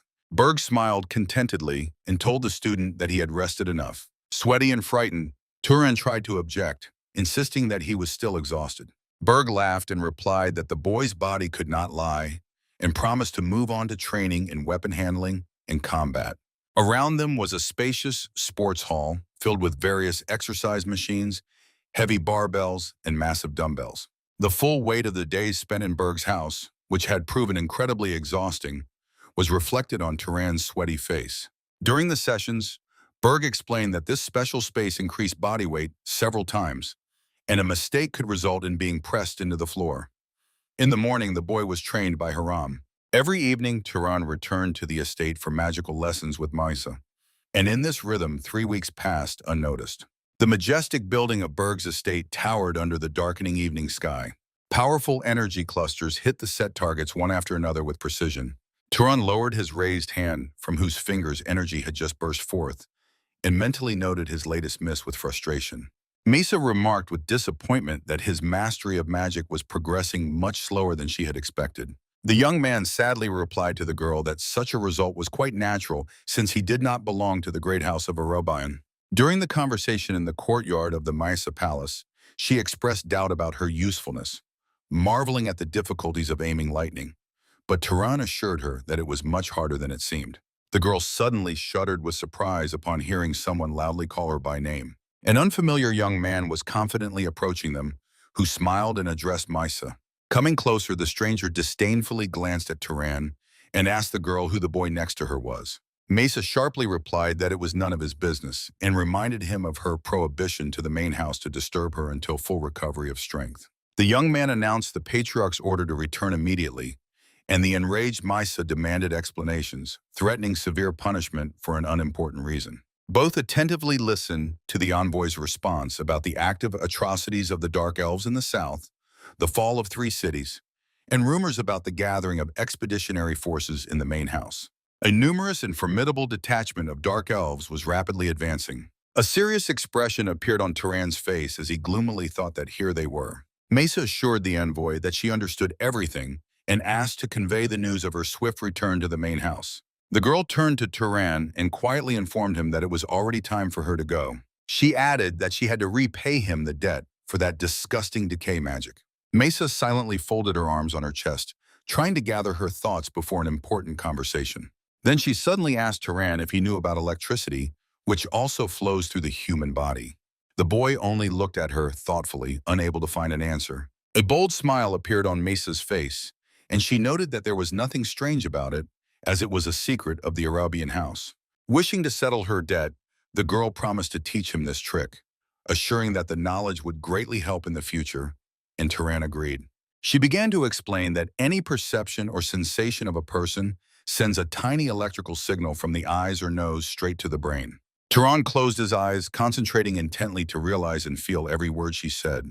Mentally repeating what he heard about tiny signals, he suddenly clearly felt dozens of real impulses pass through his face. In his imagination, his own figure appeared, with bilateral electrical currents incessantly circulating through the entire body from the very brain. The boy tried to take control of these impulses, checking what would happen if they accelerated. During the next attempt, he intensified and sped up the electric current inside himself even more. The consequence was a sudden and painful electric discharge that flashed right in his eyes. Mesa all this time carefully and silently observed his dangerous exercises. Finally, she inquired about his impressions of the practice. Turan looked extremely satisfied, as he really managed to conquer the electric impulses in his own body. However, the next moment his face twisted from a severe headache. The girl only watched as he convulsively grabbed his head with his hands. She noted that everything worked out, and this attack happened because of too senseless and wasteful use of mana. While Turan endured the pain, Misa added that later he would get used to it and be able to maintain the state longer, to which the boy replied that it still could not compare to his science. Immediately after these words, Mesa abruptly jumped up and flew high into the air. Hovering in the air, she shouted to Turan that this was only a modest contribution, since he really has considerable talent. The boy silently listened to her words that in the future, when he learns more impressive spells, she expects mutual payment. Finishing the conversation, Misa swiftly flew away on her errands. Turan watched the figure of the girl for a long time as she quickly disappeared into the distance. High in the sky proudly flew a lonely hawk. The bird smoothly soared in the air currents, loosed in solitary feathers. Below, under the bright sunny sky, stretched a cozy landscape of a small settlement at the foot of the mountains. Knights gathered at the city of Morgan, which was the center of the Deccan Plains. The crowd loudly chanted slogans, glorifying Rabian. Turan stood next to the Burke family and Aziz, noting that the modest hunting departure ceremony, due to the general excitement, more resembled a victory parade. Suddenly, amid the turbulent crowd, Aziz noticed Mesa. The young man began actively waving his hands, trying to attract her attention and show where they were standing. Mesa, in magnificent knightly armor, proudly rode horseback. Aziz's father sternly held his son's hand, urging him to observe manners. All present, including Turan and Aziz, held their breath after the announcement of the head of the house's arrival. The head of the house confidently walked across the square, drawing all eyes. Turan thought in surprise whether this man was really the current head of the Arabian house. The boy's gaze stopped on a weakened and unkempt man with disheveled hair. It was Badal Grabian, a tired man with blue eyes and scars from past fierce battles. Turan whispered to Aziz that the ruler looked too pale and had obvious health problems. Badal Arabian stopped in the square opposite Mesa and her companion, while Aziz told his friend about an old severe head wound in a battle with the leader of the Zakar house. A hand dressed in a knight's glove rose up, calling the crowd to silence. The people in the square instantly froze, trying to hear every word of their ruler. The head of the Arabian house addressed the people, urging everyone to believe and move forward confidently. Badal Arabian's eyes flashed with hidden energy as he proclaimed faith and movement as the main strength of their house. The sky over the city suddenly became covered with thick clouds, and the first lightning flashes appeared. Those present looked up in surprise, watching the sudden storm. The crowd watched the turbulent sky in fascination. People began to chant in unison wishes for Arabian's long life and begged the Lord of Thunder for protection for his followers. Watching the storm, Turan realized the true power of Rabian, as Badal managed to cover the entire city with clouds despite his weak and sickly body. The local palace was drowned in twilight under thick storm clouds and flashes of lightning. Looking at Morgan illuminated by lightning, Turan acknowledged that this was the absolute pinnacle of human magic. The boy's face tensed as he realized that later he would have to reach the same incredible level on his own. Mello extended a decoration to Turan, persistently asking him to take it. In the presence of his mother, Mello handed his friend a bracelet artifact, explaining that it increases endurance and, at maximum mana saturation, grants the power of noble guardians. The young man also warned that the artifact consumes too much mana, so it should not be used for too long. Enthralled, Turan examined the rare treasure in his hand, acknowledging that such outstanding handmade items are a great rarity even for great houses. Aziz's mother approached Turan and gently addressed him. The woman inquired whether the boy wished to officially become part of their house. Turan clenched the artifact in his hand and gratefully declined, causing Aziz's mother to only sigh understandingly. Looking out the window, she admitted that she already knew from her son about many of his unfinished affairs and the impossibility of staying in one place. The young man respectfully bowed his head, calling the Burke family his eternal friends, and the hostess warmly accepted these words. Soon Turan slowly left the hospitable Burke house. The traveler's gaze became focused and attentive. Ahead, Haramberg and Aziz were already waiting for him. Suddenly, Haram directed a sheathed dagger straight into the young man's hands with an accurate throw. Turan caught the weapon while Berg explained that this magical blade had no special functions, but was distinguished by incredible strength. The boy bowed gratefully and sincerely called the man his mentor. Haramberg's face remained stern and serious. However, a moment later, a slight smile appeared on the master's lips. Turan silently watched after the mentor, who turned and walked away. Suddenly, Aziz threw a wide, thick cloak over his companion's shoulders. Touching the fabric, the traveler asked in surprise about the gift, and the friend with a smile reminded him how he once envied his things. Aziz handed him folded clothes as well, adding that these shirt and pants hardly get dirty and can restore themselves. A sincere embarrassment appeared on Turan's face from such care. The friend assured that he considered him a wonderful friend, not only because of saving his life, but also because of shared travels that changed much in him. In response to the question about the further route, Turan briefly replied that he would first head east. Upset, Aziz recalled his visit to Carmine and strongly advised avoiding ships because the terrible waves there caused severe seasickness. The traveler was thoughtfully silent, for the sake of the Aral Desert and the Zakar home, he would still have to cross this sea. Against the backdrop of the majestic palace, Aziz wished the stubborn companion to survive and repay the debt for the cloak, to which Turan confidently agreed. Soon the young man was already walking along a wide field road among other travelers. Dressed in a knight's cloak and with a heavy backpack on his shoulders, he again pondered his loneliness. Then the traveler took a decisive step and ordered himself to speed up. Ordinary peasants did not even realize how this strange boy instantly flew past them. One of the passers-by just stared at him in shock. The stunned man looked back confusedly, trying to make out something, and Turan was already rushing to his goal, taking huge lightning-fast steps. Turan swiftly passed by the wooden settlement. The stone palace instantly disappeared behind the man. Mountains, fields, and forests quickly flickered before Turan's eyes. The boy gazed at the meaty, sunny sky. Turan abruptly stopped at the forest edge. The warrior carefully looked around, The towering cliff reached the very clouds with its peak. The boy confidently stepped under the tree crowns. Turan led with his nose, sensing some important scent. The traveler's face suddenly became very pensive. Having gone deeper, Turan at first mistook this stench for a campfire, but quickly recognized the disgusting smell of burnt flesh. The warrior's gaze instantly became alert. The boy moved towards the source of the terrible stench. Before Turan's eyes appeared a completely destroyed and burned settlement.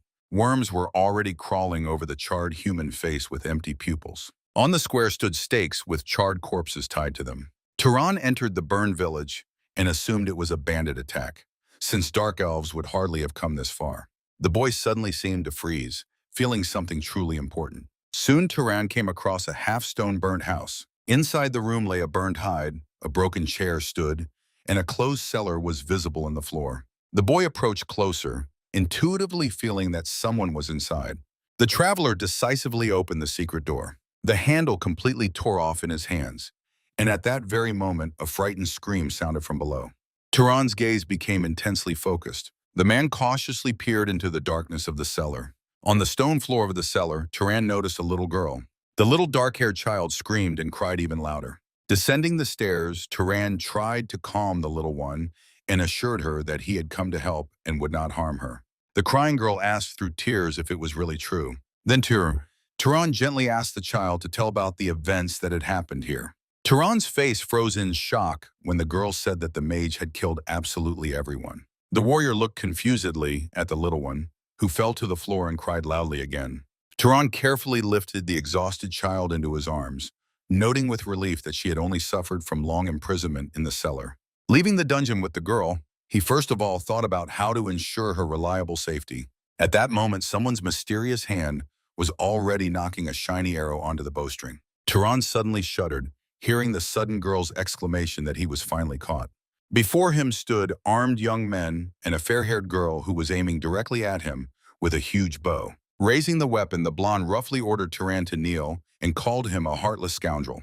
Holding the small child close, the man silently examined the strangers. The blonde, with the bow drawn in her hand, angrily accused Turan of mocking the corpses and trying to kidnap the child. The fair-haired youth created a fiery rod and ordered Turan not to move, threatening immediate attack. Turan carefully held the girl in his arms and called on the passers-by to stop, assuring that there was a misunderstanding.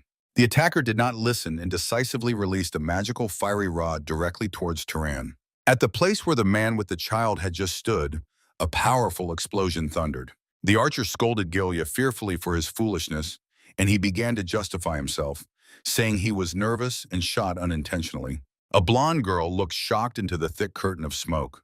Through the dense smoke from the explosion, Turan's raised palm suddenly appeared clearly. Completely unharmed, Turan firmly held the child, shielding himself from the blow with an activated artifact. The man examined the gifted bracelet, pondering how unexpectedly quickly he had to test this protection in battle. The stunned companions of the archer did not understand how Turan managed to stop the combat spells without a single scratch on his body. Turan confidently stood in place after the repelled attack. The girl with the bow thoughtfully watched him, trying to unravel the nature of this ancestral protective skill. Turan assured that he did not harm the peasants, but sternly warned that in case of the next attack he would no longer hold back.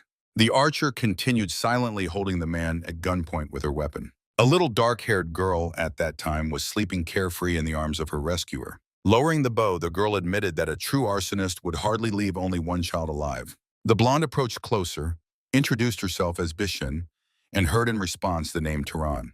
At the same time, Bishan noted that without substantial evidence, she still found it difficult to fully trust a stranger. Turan suggested that she question the girl herself after she woke up, since she had seen the real criminal with her own eyes. Surprised, Bishan asked again if the child had really caught the arsonist at the crime scene. To her question about the attacker's identity, Turan only shrugged, not knowing the answer. The girl told about a mad wizard who had been cruelly burning remote settlements along with their inhabitants in recent months. Horrible scenes of burnt ruins appeared before her eyes, which Bishan had only known from rumors, as the villain left no one alive. In the air, an imaginary, ominous silhouette of the mysterious killer seemed to thicken. The child suddenly woke up and described the arsonist as a bearded man in a red cloak, resembling a woodcutter. Bishan and her companions held their breath, carefully listening to every word of the child. The leader's face noticeably flushed with embarrassment, when she realized the full injustice of their accusations. The young wizard and Bishan sincerely bowed to Turan, warmly apologizing for their rudeness and hasty conclusions. Turan mentally compared them to Midan, recalling his words about passionate aristocrats and his unexpected nobility. Turan nodded firmly as he understood their concern for the child's safety and only inquired whether they were pursuing Palai. Bishan confirmed this, recalling the figure spotted near the fresh ashes and her own hope to finally catch the scoundrel, which was shattered by reality. The team listened attentively to the girl's story, that the new description of the killer and the abilities of their innate pursuer would help capture him quickly. Enthralled, Turan asked Bishan how she ended up here from the very house of Zakar. The girl raised her hands in denial and explained that she comes from the house of Carmen in Avicii, and her companions are only vassals. Bishan introduced Turan to a short-haired girl named Asha, whose weak blood of the half-blood descendants of Zakar only helped in tracking, but not in camouflage. Gazing at the ashes, Bishan asked Turan to help them catch Pali. The young man became serious and deeply thoughtful. Bishan assured that for the sake of reputation, she was ready to give him the entire reward or her own share of mana. Turan clarified the enemy's power level, to which the girl named him a wizard of aristocrat level, who even defeated the knightly guards of the settlements. The young man thoughtfully repeated to himself the words about the slain knights. Turan assessed his energy state and decided that the strong Pali was perfect for his further growth, unlike the weak monsters. Bishan rejoiced at the young man's agreement, who primarily proposed to arrange for the rescued child. The team arrived at a small settlement and began a conversation with the owner of one of the homesteads. Turan handed the man a pouch of money for the maintenance of the girl until adulthood, and he promised to do everything necessary. The young man sternly promised to return in a few years for verification. The new guardian with money in hand watched the squad that was leaving. Only black remains of the burned settlement were visible around. Asha stood amid the ruins with tightly closed eyes. The girl suddenly opened her eyes, clearly realizing the needed direction. She confidently led the squad and on the go noted that they would have to search a little longer. The search for Pali began directly from the fire-destroyed village. Ahead, a wide forest road awaited the travelers. On both sides of the path lay fallen tree trunks. Asha suddenly stopped and closed her eyes again, trying to catch the trail. Turan watched as the girl touched the ground and looked behind the trunks, and finally asked what exactly she was trying to find. The huntress explained that on the main road she caught a clear smell of burning from the culprit's clothes, which he had not changed yet. The young man silently admired the professionalism of his new companion. Focused, Asha confidently announced that she had found the needed trail. The whole company followed the girl, and Bishan only asked her to walk a little slower. Under the clear sunny sky stood a mountain surrounded by a dense forest. In the middle of the cliff was a deep entrance to a cave. Asha led the entire team to this dark dungeon. Bishan ordered Turan to go ahead and the rest to stay behind. In Bishan's hand suddenly flashed a bright energy ball. Illuminating the path with magical light, Bishan led the squad deeper into the cave. Moving further, Bishan loudly asked if there was anyone inside. Set on searching, Asha confidently confirmed that one person was hiding inside. The rescue team cautiously advanced through the thickness of the rock. Suddenly, Bishan noticed something important ahead. Along the cave corridor, wooden fiery torches blazed. In the spacious dungeon, the figure of an unknown man emerged. The search team finally caught up with the mysterious stranger. An elderly, slant-eyed man, toothless and with one eye, greeted the guests, inquiring about the purpose of their visit. Turan tried to find out if this was Pele, and Asha confidently confirmed his guess. Bishan aimed her bow at the man and suggested finding out if he was the one burning the peasants. A look of complete incomprehension appeared on the toothless man's face. The stranger suddenly extended his hand forward. A powerful stream of destructive flame burst from his palm. The madman showered the team with a hail of fiery shells. The fire caught Gilya, and his clothes instantly ignited. Thanks to the magical artifact on Turan's wrist, the flames did not touch his hand. Turan and Bishan found themselves in a safe zone protected by the artifact from the scorching fire. A clear embarrassment appeared on the slanted face of the madman. Bishan reacted instantly and shot an arrow straight at the mad wizard. The released arrow hit the target exactly. The bloodied Peli fell to the ground but still tried to crawl further. The wounded madman struck the ground with his hand with his last strength. Giant stone hands began to form from the rocky soil. Huge earth blocks menacingly loomed over Bishan and Turan. Turan looked at the stone hands and thought that if the land is ruled by a madman, he might not be a fire spirit. The warrior held the stones in one hand and took out a sling with the other. Huge hands, made of earth, were rapidly falling down. Turan managed to avoid falling into the heavy stone hands at the last moment. The hunter confidently spun the loaded sling. Turan was decisively advancing on Pali, closing the distance. Pali stretched out his hand forward, feverishly trying to create some kind of magical trick. A diamond stone from a sling hit Pali right in the hand and tore off the very hand with which he was about to cast a spell. Turan stood opposite the bloodied enemy, who was left without a limb. The warrior loudly snapped his fingers, instantly summoning a powerful electric current. Turan mercilessly struck Pali with an electric shock. Pali writhed madly in pain as a powerful current passed through his body.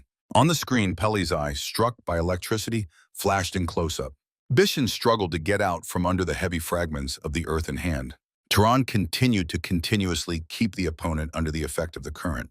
Bishan inquired whether they managed to immobilize the enemy, to which Turan nodded affirmatively and promised to watch over him while she checked the others. In his palm, Turan firmly held the special seeds. The man carefully scattered the magical seeds around the wounded Pali. The green sprouts quickly grew and securely entwined the captive's body. Turan held the gifted dagger before Pali, and looking at him, thought that now he definitely would not move. The warrior touched the enemy's head with his finger and sternly ordered him to wake up. A defiant, toothless smile appeared on Pali's face. Turan pressed the dagger blade to the captive's neck and warned about the consequences if he tried anything. The bound Pali asked those who detained him who they were and how they found out about this place.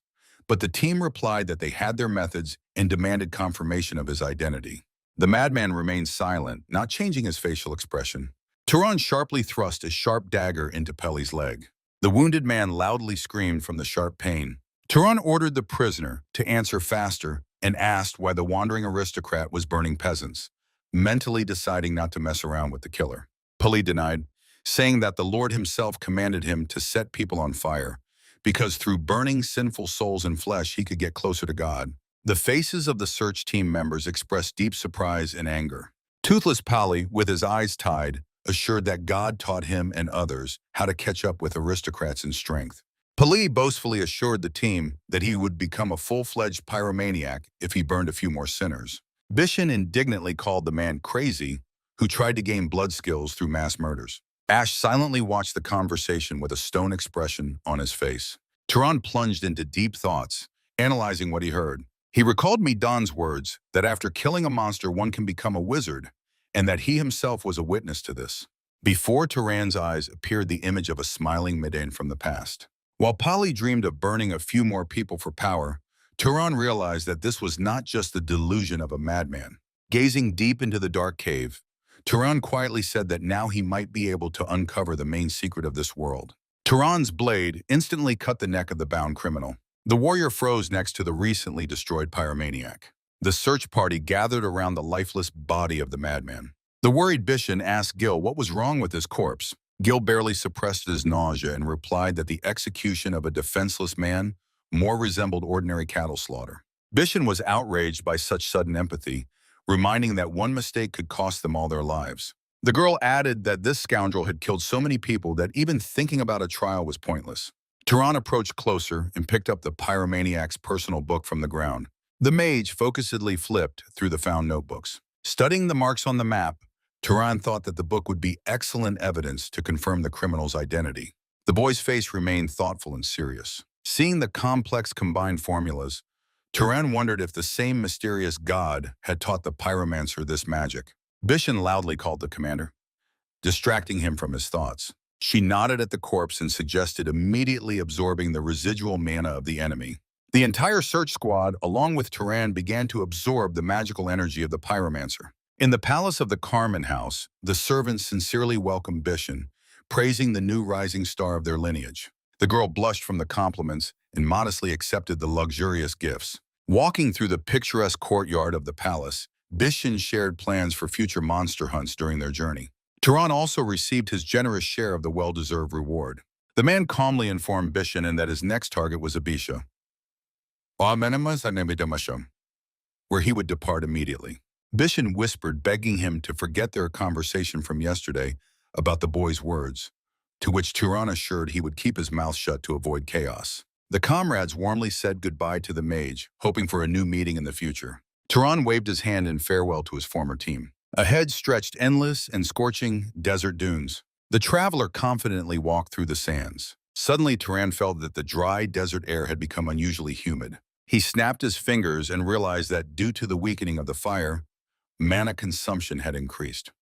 So it was better to give up the flame here. The young man tested the sparks of the fire element once again. Observing the microscopic droplets in the air, he happily noted that using water magic had now become much easier.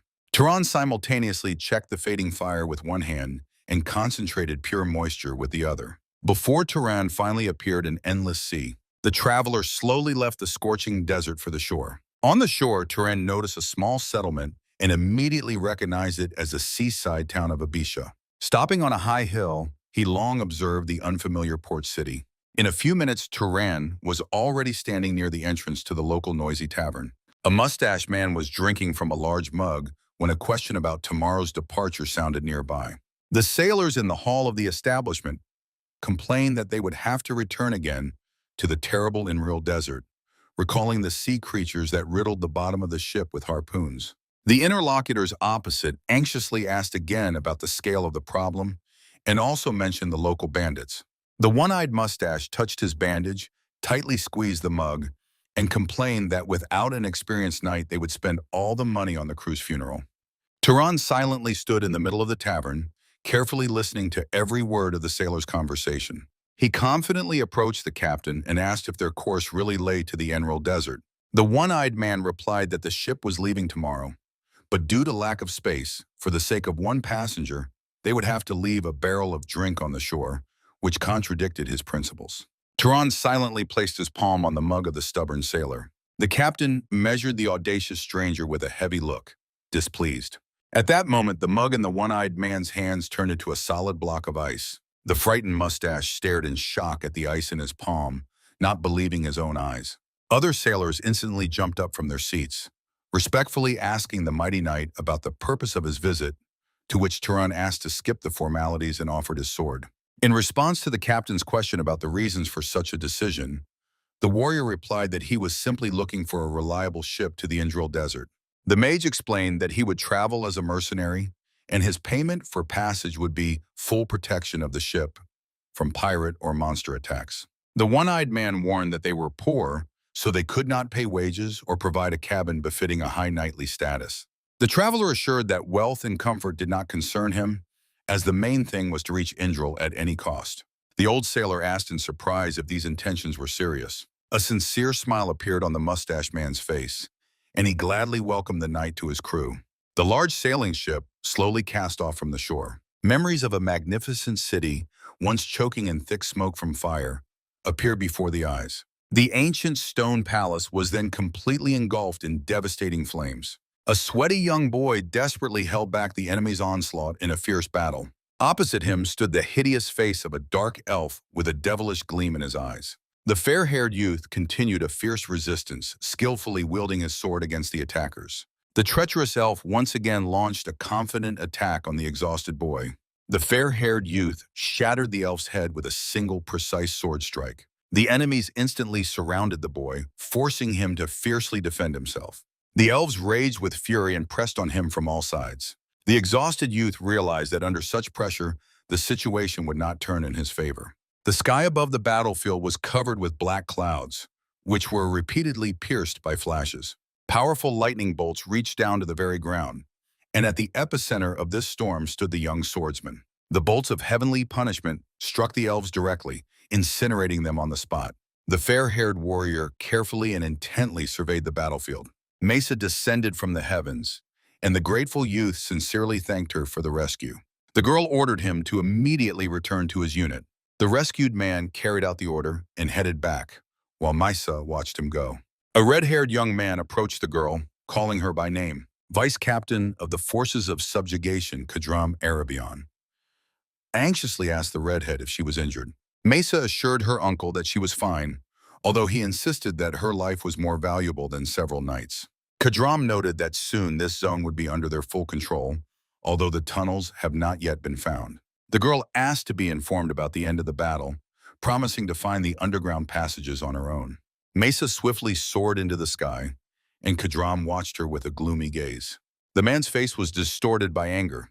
Kadram angrily looked after his niece, mentally calling her insolent and predicting her the fate of her mother. Mesa flew at tremendous speed through the air currents. Bright and playful sea waves appeared on the screen. A majestic ship with full sails confidently sailed under a clear sunny sky.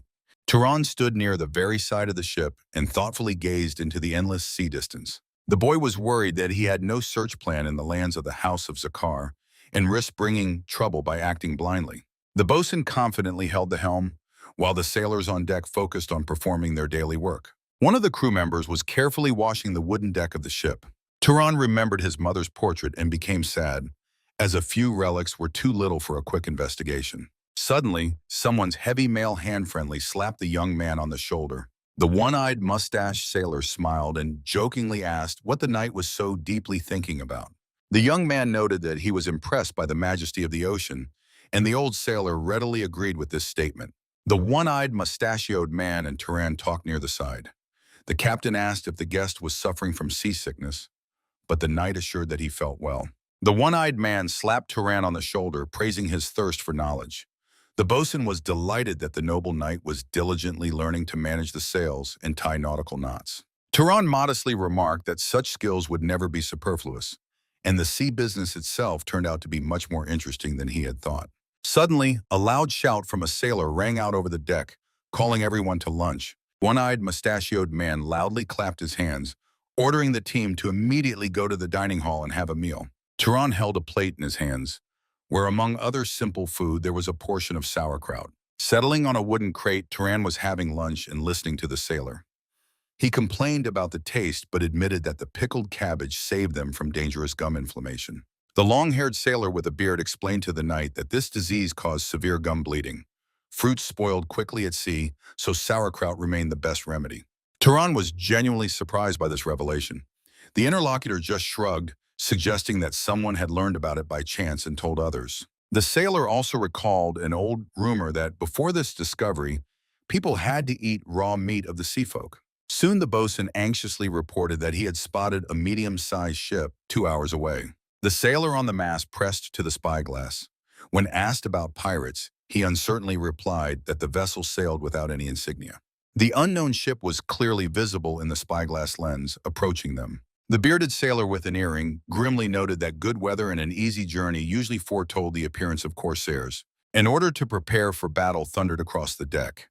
The crew hurriedly armed themselves with spears, halberds, and axes. The bosun addressed the captain for instructions, suggesting trying to escape to the nearest island, although the chances of getting away from the strangers were slim. The captain only pensively and silently looked at the horizon. Lowering the spyglass, the commander sternly asked the crew if they were ready to accept this battle. Turan confidently replied that in the absence of nobles or knights among the enemies, no problems would arise. The captain ordered to close in. Inspired sailors shouted, begging the noble knight to destroy the bandits. Two ships rapidly headed for collision amid the stormy sea waves. Pirates from the enemy ship demanded an immediate stop, boldly promising to spare the lives of all who surrendered without a fight. Turan inquired of the bosun about the pirates' mercy. He only smiled bitterly, calling their salvation sailing in the open sea with severed tendons. Hearing the expected answer, Turan firmly pushed off from the wooden deck. The knight swiftly leapt from the peaceful ship directly onto the enemy's side. Turan dramatically landed among the stunned bandits who held their weapons at the ready. Enraged pirates surrounded the stranger, wildly shouting and not understanding what was happening at all. A powerful magic of water instantly swirled around the knight. Sharp daggers made of ice obediently froze in the air around Turan.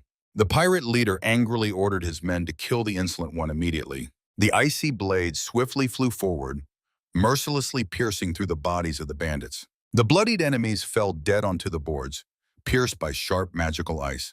Turan looked satisfied with the results of his attack, deciding not to hold back in the fight against such scum.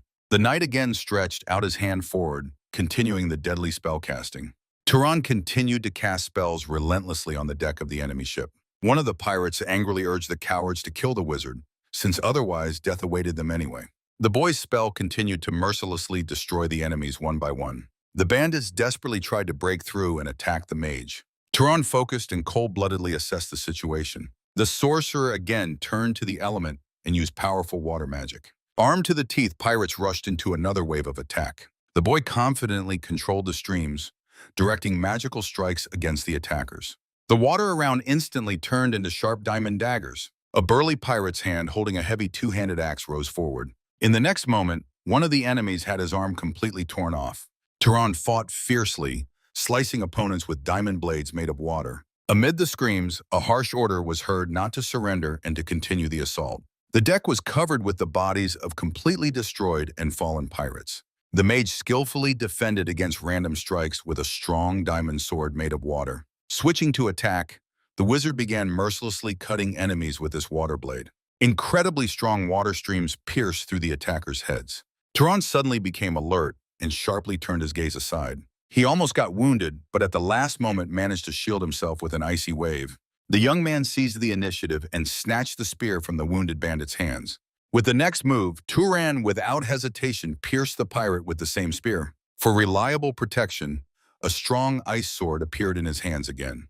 The boy spun in the very center of the bloody and dynamic fight. With one precise and strong strike, the mage cut the enemy in half. Diamond daggers pierced through the body of another attacker with a dull sound. However, one of the pirates sneaked up from behind, grabbed Turan, and pressed a blade to his neck. The other bandits instantly shouted, realizing that this was their only chance to kill the mage. Turan found himself trapped, surrounded by several deadly blades at once. In the eyes of one of the attackers, an indescribable fear suddenly flashed. Despite everything, the enemy desperately swung, trying to stab the dagger into the boy's neck. Pirates were fiercely outraged that their blades did not even cut Turan's skin. A water jet of incredible force instantly smashed the head of the bandit who was holding Turan tightly. Other attackers also received severe injuries. Completely enraged, Turan pushed off and swiftly went on the offensive against the remnants of the pirate squad. The ultra-strong water jet and diamond daggers created from it mercilessly killed and beheaded the enemies. The boy continued to totally annihilate the bandits. The deck and masts were completely soaked with blood. Armed, Turan stood alone in the middle of the emptied, bloodied deck. Around lay only mutilated and destroyed bodies of enemies. Turan held the sword, frozen in the middle of the pirate squad he had eliminated. From the peaceful ship, boarding hooks were quickly thrown onto the invader's ship. Satisfied sailors began to massively transfer to the captured pirate boat. The cheerful captain of the peaceful ship looked at the bloodied Turan with a smile and jokingly asked if he was moonlighting as a cleaner, since he had left no one alive, and now the crew had nothing to do at all. The crew of the peaceful ship shouted joyfully, praised the glorious battle, and loudly wished the knight a long life. One of the peaceful sailors approached Turan and asked if he needed to see a doctor first. Covered in red liquid, Turan reassured the sailors, assuring them that he had not a single scratch, and all this was only the blood of enemies. While both ships drifted in the open sea, the crew of the peaceful ship thoroughly searched every corner of the enemy ship. In the cabin at the table, the one-eyed mustached captain studied the found documents and explained to Turan that this ship turned out to be a merchant ship that disappeared 2 years ago and was appropriated and repainted by pirates. In response to Turan's question about further actions, the captain replied that since the young man had won this battle on his own, the ship now fully and completely belonged to him. Turan was sincerely surprised when he heard congratulations from his comrade on receiving his own ship. Sitting in the cabin, the young man asked the experienced wolf about the usual options for action in such situations. The captain explaining that the ship could be returned to the first owner for a reward, although the paperwork would take up to 2 months, or sold in the Aral Desert. But the best solution was called selling it on the islands of the North Sea. The man pointed a finger at the map, assuring that there was always a shortage of transport there, so getting a high price would be easiest, and for ferrying the ship he would assign several of his sailors. While the deck was being tidied up, Turan agreed to pay the workers, admitting that he himself would not have coped with the management. Watching as the corpses of the invaders were thrown overboard, the captain remarked with satisfaction that it was pleasant to deal with the boy. The bodies of the pirates slowly swayed on the waves, and the captain offered a payment of 10% of the ship's value for assistance. Turan, in turn, offered 20%, but on the condition that the captain would fully take on all the concerns and sale of the vessel. The satisfied, mustachioed man gladly agreed and promised to involve local acquaintances to get the maximum amount for the ship. Turan instantly became alert when a frightened sailor suddenly burst into the cabin shouting about the appearance of mermaids. The confused captain exclaimed in dismay that now sea maidens had also set their sights on them. Turan carefully observed the events unfolding around. The sailor hurriedly explained to the captain that the pirates were actually holding the mermaids hostage. The captain of the Peaceful and Turan were genuinely surprised to learn about the captives just below deck. The merchant ship firmly hooked its hooks onto the side of the pirate ship. On the deck of the captured pirate ship, thorough cleaning was ongoing. The captain learned from the bosun about the arrival of an important guest, although he himself had not yet had time to inspect the hold. The ship's captain suggested that Turan personally take a look at the unexpected visitor, and he agreed. The men were descending the long stairs into the hold, discussing the possible earnings from selling the pretty mermaid. The captain and the bosun recalled wealthy lords who went crazy over mystical creatures and easily spent money on them. The bosun confidently opened the door before Turan, inviting him to enter inside. The young man cast a watchful and thoughtful glance into the darkness of the room. Against the wall sat a bound, dark-haired creature with flipper feet, who turned out to be an ordinary boy. Turan silently examined the strange little prisoner. The boy looked tiredly at the men, who sighed in disappointment because of his gender. The captain noted that they would pay nothing for a male unless he was of royal blood. Hearing this, the outraged prisoner called himself Prince Armani and demanded at least a drop of respect from the land dwellers. Turan assumed that the boy was just bluffing to save his own life. The captain leaned over the captive and with a smile asked if the mermaid prince could transform into a fish. The boy proudly replied that he was not capable of this now, causing genuine surprise in the captain. Angry Armani shouted that for the transformation he desperately needed to return to his native sea. Turan exchanged glances with the captain, understanding that the boy was simply trying to talk them into letting him escape. The young man inquired about the captain's plans, recalling rumors that mermaids often feed on humans. Turan coldly added that in such a case it was better to simply kill the useless creature on the spot. The frightened prince realized his difficult situation, as his words could be considered mere deception. Turan slowly extended his hand toward the boy, releasing magical energy from his palm. The mage focused on casting a spell right in front of the stunned captive's face. Terrified to madness, Armani shouted, begging to stop this strange spell. Bright and dangerous streams of mana continued to burst from Turan's fingers. The exhausted prince, through tears, assured that he had never even thought of eating people in his life. The boy looked at the mage with a gaze filled with primal horror. Armani looked noticeably embarrassed and confused. Prince Armani promised Turan and the captain countless treasures in exchange for his life, which greatly interested the men. The cheerful prince confirmed his words by mentioning ancient relics left by the gods of Freyan to serve humanity. Before their eyes appeared a majestic imaginary image of a mysterious goddess. In the air hovered imaginary images of an ancient dagger, a crown, and a sacred staff. In the middle of the endless ocean, under the rays of the setting sun, a small island was visible. A wonderful view opened up to the eyes of a neat town with elegant castles and other buildings. Both boats finally docked at the shore in a cozy city port on the island. Having landed, the cheerful sailors loudly rejoiced at the land and called each other to immediately go drink. Turan, together with the ship's captain, calmly observed the crew, after which the captain inquired about his companion's conclusions. Turan reassured the captain that Aga was located very close, so he would go there and try to return by this evening. A heavy metal chain rang dully on the deck. Soon a small rowing boat with Turan and the little Prince Armani on board sailed away from the city port. Securely tied with a chain, Prince Armani indignantly asked why he was bound, since he was of royal blood and always keeps his word. Little Armani looked at Turan hopefully, trying to be sure that he would really be released after the treasures were found. Turan firmly promised to grant the boy freedom if he fully fulfilled his promises. Thanks to Turan's magic, the boat quickly sped over the water without any oars, and Armani urged not to blame him in case of disappointment, since this was an amazing treasure only by the standards of land dwellers.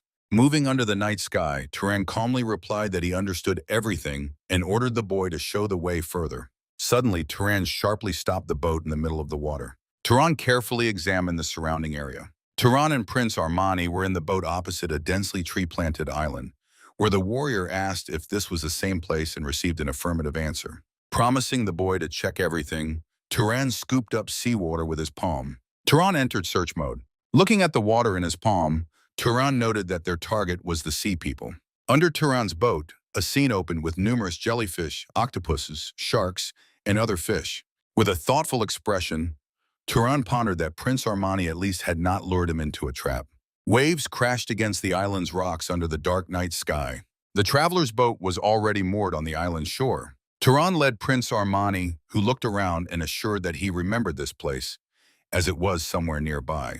Suddenly, Prince Armani stopped and announced his discovery. Turan carefully examined the surrounding area. Seeing a lake amid the forest and rocks, Turan asked the prince if they had arrived at the right address. Standing on the shore, Turan expressed hope that the treasure was not too deep, to which the prince named a figure of about 300 meters. Prince Armani and Turan were thoughtfully silent, each pondering his own thoughts at that moment. A strong rope was securely wrapped around the trunk of a huge tree. Turan eagerly tied the boy to the tree, while the outraged prince demanded to be released and asked if the warrior was afraid of his escape. Frightened, Armani warned Turan that in case the warrior died underwater, he himself would simply die here of hunger. Taking off his outerwear, Turan advised the prince to pray for their common good so that nothing would happen to him.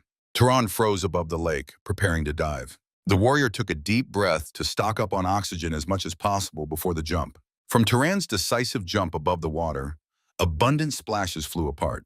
Turan swiftly swam deeper and deeper into the dark water. The warrior carefully looked around, eager to finally see the truth. Turan continued his descent into the dark depths. Soon the warrior reached the lake bottom, which was covered with stone mushrooms and algae thickets. Turan cautiously moved along the lake bottom in search of hidden treasures. Suddenly, the warrior stopped sharply, noticing something important ahead. At the very bottom of the lake, Turan spotted a giant serpent tightly wrapped around a sharp rock. Turan was stunned as he looked at the mythical serpent, which exceeded him in size by several hundred times. Turan saw the figure of a knight who knelt on one knee on the serpent's head, pierced by his own broken tooth. The warrior carefully examined the knight frozen on the serpent's head. Suddenly, Turan felt a lack of air and realized he had to hurry. The man was rapidly approaching his goal.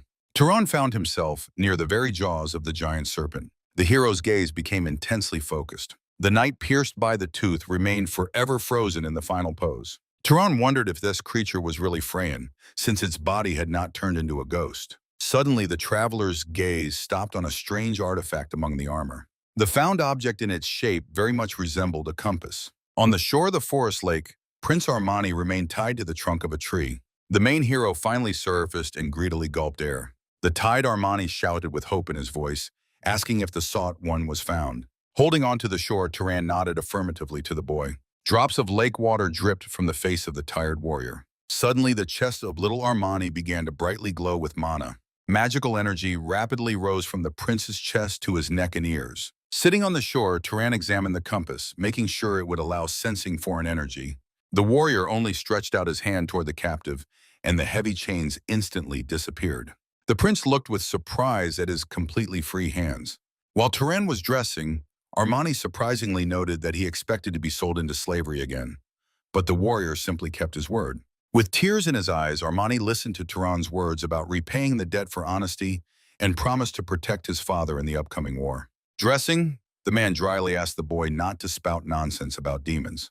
Turan had barely pulled on his sweater when the prince instantly jumped off and plunged into the water. Armani swiftly dived into the depths of the body of water. The boy finally found himself in his native element. Turan looked thoughtfully at the water, realizing that the boy had not lied about his royal origin.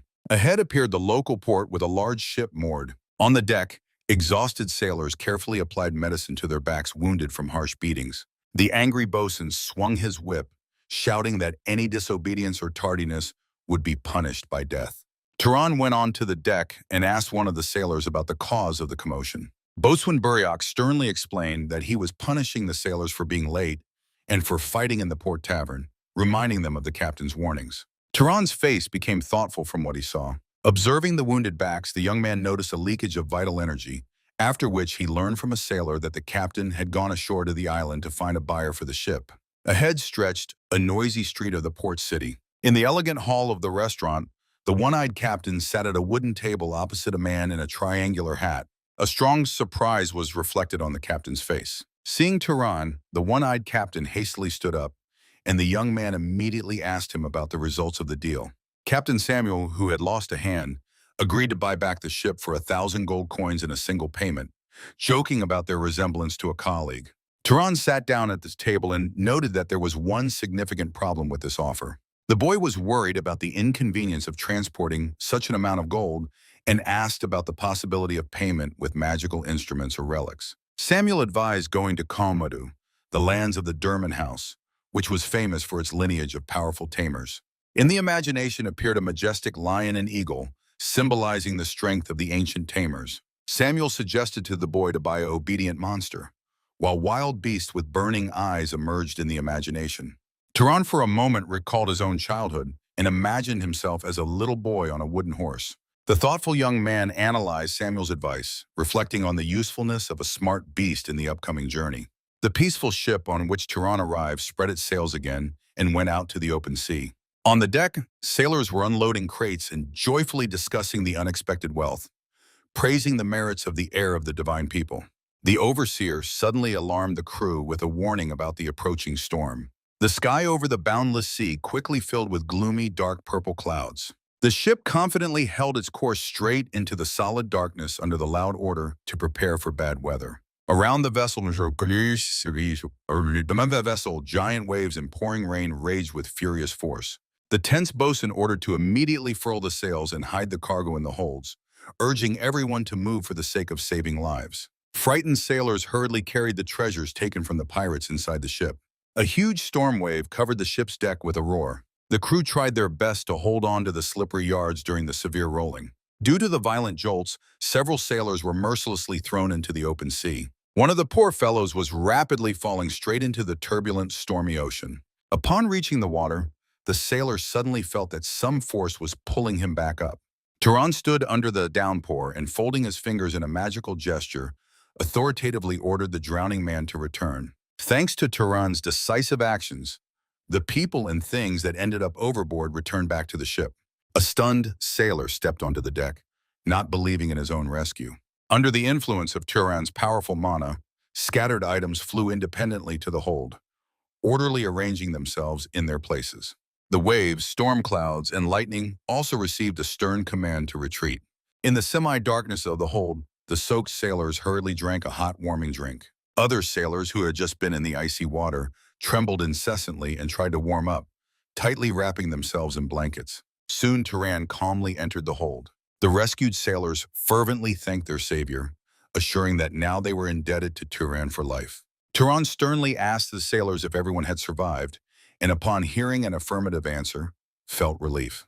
The captain thanked the mage, noting that without the timely furling of the sails, the ship would have sunk, and Turan, in response, inquired about the ship's sturdiness against such a storm. Looking at the frozen subordinates, the captain admitted that all they could do was trust in the ship's reliability and the helmsman's skill. The mage thoughtfully observed the crew, who could not recover after the icy bath in the ocean.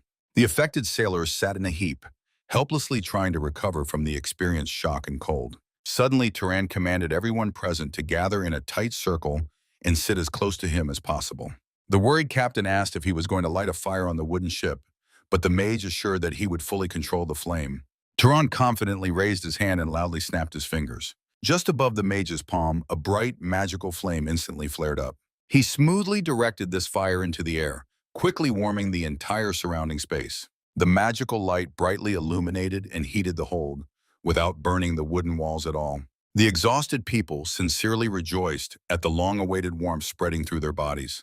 The captain froze with an expression of complete amazement, and Turan, looking at him, finally understood the true meaning of the instructions that the elders once fiercely hammered into his head. Holding the safe fire, Turan realized that although people must serve mages, mages are obliged not only to rule but also to sincerely care for their people. Before the travelers appeared Aniclimax, the largest city amid the endless desert. In the port of Kamada, the peaceful ship docked, and the sailors eagerly unloaded treasures onto the pier. The captain handed Turan a heavy bag of money, calling it a modest payment for the work, although the young man refused and considered the amount excessive. The old wolf insisted on the reward, explaining that the entire crew had contributed from the proceeds, and refusing the money could bring a curse from the heavens. Turan eventually accepted the payment and promised to treat the captain at their next meeting, which the latter considered a great honor.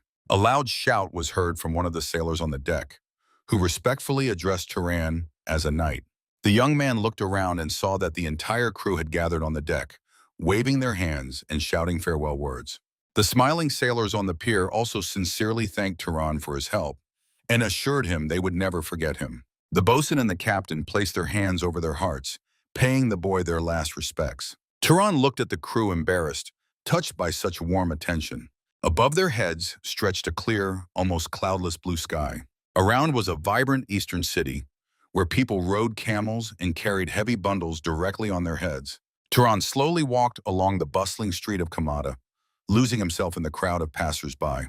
The boy's gaze became focused and attentive. The traveler carefully assessed the mana of each passerby, trying to determine their affiliation to one or another clan. Suddenly, Turan fixed his gaze on a warrior in heavy knightly armor. Feeling a powerful source of energy, the young man caught up with the man and asked if he belonged to the noble house of Durman. The knight respectfully bowed and confirmed this, assuring the milord of his full readiness to help.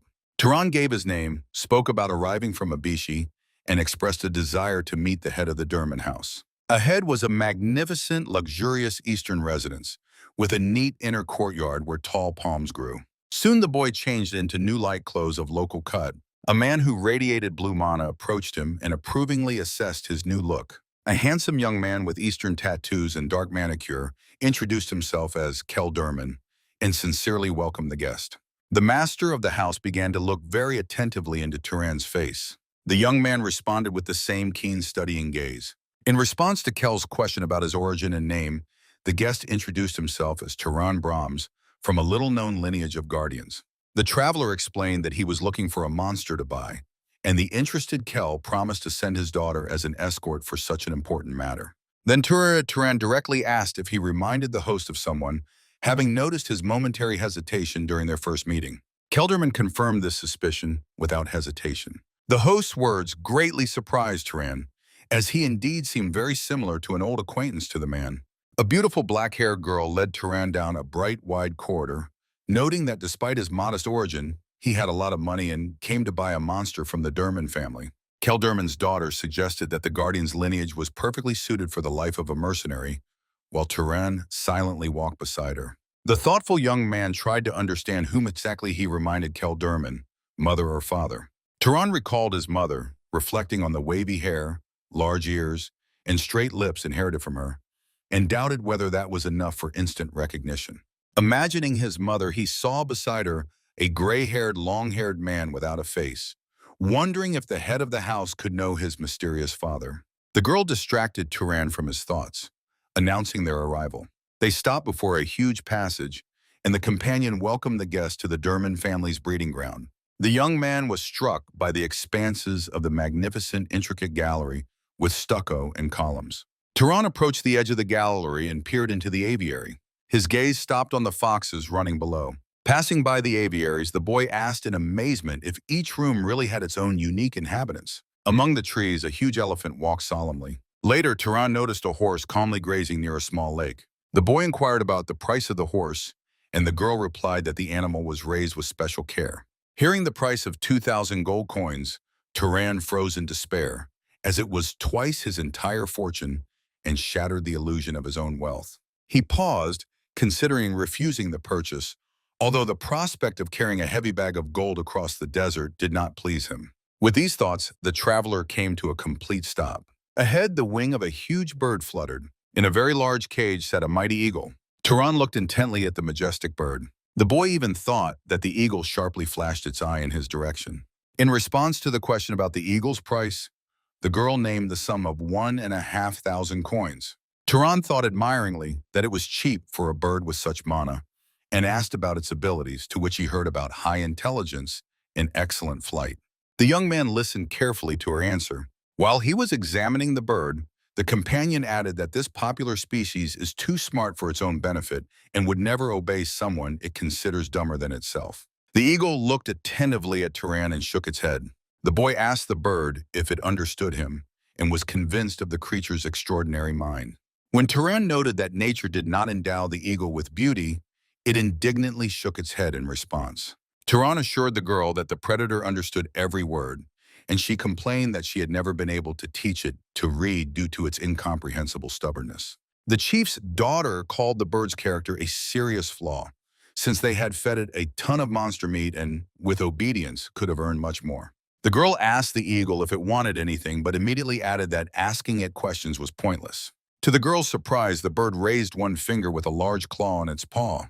Turan watched in astonishment as the bird clearly pointed directly at him with its paw. Startled, the girl exclaimed, wondering why all of a sudden. Turan decided to clarify with the bird whether it had really chosen him. The eagle looked seriously at Turan when he noted that he was nothing special and asked for the specific reason for such a choice. Turan asked the eagle if it would agree to learn to read if he redeemed it. The bird nodded approvingly in response. Between the hands with painted nails, a multicolored energy ball suddenly formed. Keldurman crossed his arms on his chest and, emitting mana, announced aloud that everything was ready, and from now on, they are bound by ties. The eagle flapped its wings, scattering feathers, and obediently perched on Turan's hand for the first time. Keldurman was surprised by the bird's obedience and ordered to take care of it, to which Turan confidently promised to definitely do so. Keldurman looked intently and thoughtfully at the boy. Turan, with a bird on his hand, responded to him with no less attentive a look. Keldurman noted that he could have ignored it, but sometimes Turan seemed to him connected with Talus. Puzzled, Turan asked again about Talus in confusion. Keldurman waved his hand and asked the boy to simply forget about it, calling his words unimportant. Turan wondered why Keldurman mentioned Talus just by looking at his face. The boy pulled out a portrait and asked Keldurman if he was familiar with a woman named Vijay. In Turan's hand appeared a portrait depicting his native mother. Keldurman carefully studied the lines in the drawing. Turan became sad when Keldurman denied knowing her, adding that he would definitely remember such a beauty.